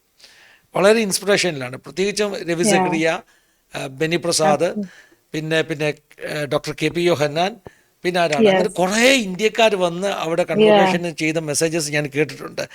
ഞാൻ ആ മെസ്സേജസ് ഞാനിപ്പോൾ തന്നെ ആ മോള് പറഞ്ഞ ആ ഒരു കൺവക്കേഷൻ മെസ്സേജ് ഞാൻ യൂട്യൂബിൽ കണ്ടുപിടിച്ചിട്ട് വാച്ച് ലേറ്റർ പറഞ്ഞിട്ടിട്ടുണ്ട്. Stephen Furtick, yeah, he has a big church in North Carolina, I think. അതൊരു വലിയ pastor. ഞാനിപ്പോൾ തന്നെ അത് വാച്ച് ലേറ്ററിൽ കൊണ്ട് ഇട്ടു, കാരണം എനിക്ക് ആ മെസ്സേജ് ഒന്ന് കേൾക്കണം. 7 years ago അല്ലേ ഞാൻ കണ്ടത്, 7 years ago പറഞ്ഞ ഒരു മെസ്സേജ് ആണ് ലിബർട്ടിയിൽ. That sounds right. Yeah, 7 years ago. I think ആ പുള്ളി ആക്ച്വലി ഞാൻ അവിടെ ഉള്ളപ്പോൾ 2-3 പ്രാവശ്യം വന്നിട്ടുണ്ട്. എനിക്ക് കിട്ടിയ message it says that it is uploaded 7 years ago. Anyway, uploaded 7 years ago probably. പക്ഷെ അത് ആ Jericho മതിലിനെ കുറിച്ചുള്ളതാ. Okay, I will try to find it out. ഒത്തിരി നല്ല കാര്യങ്ങൾ കേൾക്കാനിടയായി തീർന്നു. അക്സ എന്ന പേരിനെ കുറിച്ച് ഒരു വാക്ക് പറയാതെ ഇത് നിർത്തുന്ന സമയം പോയെന്നറിയാം, നല്ല നിർത്തുന്നത് ഭംഗിയല്ല. എനിക്കൊന്ന് ഈ അക്സ എന്ന പേര് പറഞ്ഞ ഒത്തിരി ആളുകൾ നമ്മുടെ ചാനലിൽ വന്ന് സാക്ഷ്യം പറഞ്ഞിട്ടുണ്ട്. അക്സ പീറ്റേഴ്സൺ മുതൽ ഇങ്ങോട്ട് ഈ പലപ്പോഴും ആളുകൾ കോൺടാക്ട് ഡീറ്റെയിൽസ് ചോദിക്കുമ്പോൾ എന്നോട് പറയും അക്സയുടെ നമ്പർ വേണം. ഞാൻ ചോദിക്കും ഏത് അക്സ, കാരണം കുറേ അക്സകൾ വന്നിരിക്കുന്നു. ഈ അക്സ എന്ന പേരിൻ്റെ പ്രത്യേകതയാണോ? കാലേബിനെ പോലെ അപ്പനോട് ചോദിച്ചു വാങ്ങിച്ച മകളാണ് അക്സ അല്ലേ? അപ്പോൾ ഈ അക്സ എന്നുള്ള പേരിൻ്റെ ഒരു പ്രശ്നമാണോ നിങ്ങൾ ഈ ഒത്തിരി കർത്താവിനോട് ഇടപെട്ട് ചോദിച്ചു വാങ്ങിക്കുന്നത് എന്നെനിക്കങ്ങ് തോന്നിപ്പോയി. ചെറുപ്പം തൊട്ടേ നമ്മൾ അത് കേൾക്കുമല്ലോ, കേൾക്കുന്നുണ്ട്. അക്സ ആരാന്ന് കേൾക്കുന്നുണ്ട്, അതുകൊണ്ട് ചോദിക്കാനൊരു ധൈര്യം അല്ലേ, അകത്തൊരു അക്സ ഉണ്ട്. ഞാൻ വിശ്വസിക്കുന്നു യോഹന്നാൻ പാസ്റ്റർ പ്രൊഫറ്റിക്കലി ഇട്ട പേരാണ് നിങ്ങൾക്കൊക്കെ ഉള്ളത്. ദൈവം സഹായിക്കട്ടെ, അനുഗ്രഹിക്കട്ടെ എന്ന് പ്രാർത്ഥിക്കുന്നു. പ്രിയ പാസ്റ്ററെ അമ്മാമ്മയെ ഓർത്ത് ദൈവത്തിന് സ്തോത്രം ചെയ്യുന്നു. ദൈവം അവരെ ധാരാളമായിട്ട് ഉപയോഗിക്കട്ടെ എന്ന് പ്രാർത്ഥിക്കുന്നു. സോ നമ്മുടെ വ്യൂവേഴ്സിന് വേണ്ടി നമുക്ക് പ്രാർത്ഥിക്കാം. If you want to add something, otherwise വ്യൂവേഴ്സിന് വേണ്ടി നമുക്ക് പ്രാർത്ഥിക്കാം. No, I think you did good after concluding. അപ്പം അക്സയ്ക്ക് തന്നെ പ്രാർത്ഥിക്കാം കേട്ടോ. ഇംഗ്ലീഷിൽ പ്രാർത്ഥിച്ചാൽ മതി. മോളെ. Hallelujah. Praise the Lord. Praise the Lord. Praise the Lord. Hallelujah. Hallelujah. Father God, we thank you, Jesus, for this wonderful time, O Lord. What a good and faithful God that we serve, O Lord. Thank you, God, for this time. Thank you, God, for this ministry. Father God, I pray for Pastor Uncle and Auntie. Thank you, God, for their heart to serve you and share all the testimonies around the world and bring it to the people, O Lord, so that we could be encouraged in our spirit, so that everybody can be edified, O Lord. I thank you, God, for this opportunity and for every viewer that is watching this testimony tonight, O Lord. Hallelujah. Lord, I surrender every heart in your presence, O God. Hallelujah. When we as men, we see the external, O Lord, you are the God that weighs their heart, O Father God. I pray that you speak to every individual that's watching, O Lord, that you speak your word of encouragement, you speak your faithfulness, you speak your goodness in their life, O Lord, that you remind them that every promise that you speak, O God, is yes and amen, Lord, that not one word that comes off your mouth will return void, O Lord, hallelujah, but it will accomplish everything that you have set it out to say, O Lord, and set it out to do, O Lord, hallelujah. Lord, I surrender every person, God, I pray that this testimony, God, will be a blessing to every person, God. That this testimony would, Father God, encourage the people to take that step in faith, Father God. For you have called them for something greater, oh Lord, than they think that they can do, oh Lord. You have called them for something that's so much more than that they think that they can do or imagine, oh Lord. Hallelujah. Oh God, we repeat your verse again, oh Lord. Delight yourself in the Lord, and He will give you the desires of your heart. That's what we do, oh Lord. We pour our heart unto you, Father God, so that you will, hallelujah, hallelujah, fulfill our desires, God. But let it all be for your glory, Jesus. Everything that we are and everything that we ever will be, Lord, let it bring glory to your majestic name. We pray all of this in your name. In Jesus' name I pray. Amen. Amen, amen, amen. May the love of Heavenly Father, grace of our Lord and Savior Jesus Christ, and sweet companion of Holy Spirit be upon us from today and forever. Amen, amen. Thank you, Amen. മോളെ. ദൈവം തിരി അനുഗ്രഹിക്കട്ടെ. Thank you, Pastor Uncle. Thank you, Auntie. Thank you so മോളെ, much. ദൈവം അനുഗ്രഹിക്കട്ടെ ഇനി അടുത്ത എല്ലാവരും. പ്രാവശ്യം ഇവിടെ വന്നെങ്കിൽ പ്ലീസ് ഞങ്ങളുടെ വീട്ടിൽ വരണം. Praise Yes. God. Okay, മോളെ. Bless you. Bye. Thank you. ഇത് will you send me a link when you upload this? Surely, surely. Tomorrow evening Thank- we will be telecasting it. So before that, Okay. we'll send that. Okay, sounds good. Yeah, നല്ലൊരു family photo അയച്ചു തന്നാൽ നല്ല നമുക്കൊരു post ഉണ്ടാക്കാൻ വേണ്ടിയേ. Yeah, I'll send you a full family photo. Okay, Thank you. okay. God bless Okay, you, മോളെ. God bless Thank you. you. Praise God. Thank you. Thank all. you. Thank you. God bless. Thank you. Bye. Thank you for watching. God bless you. Have a wonderful day.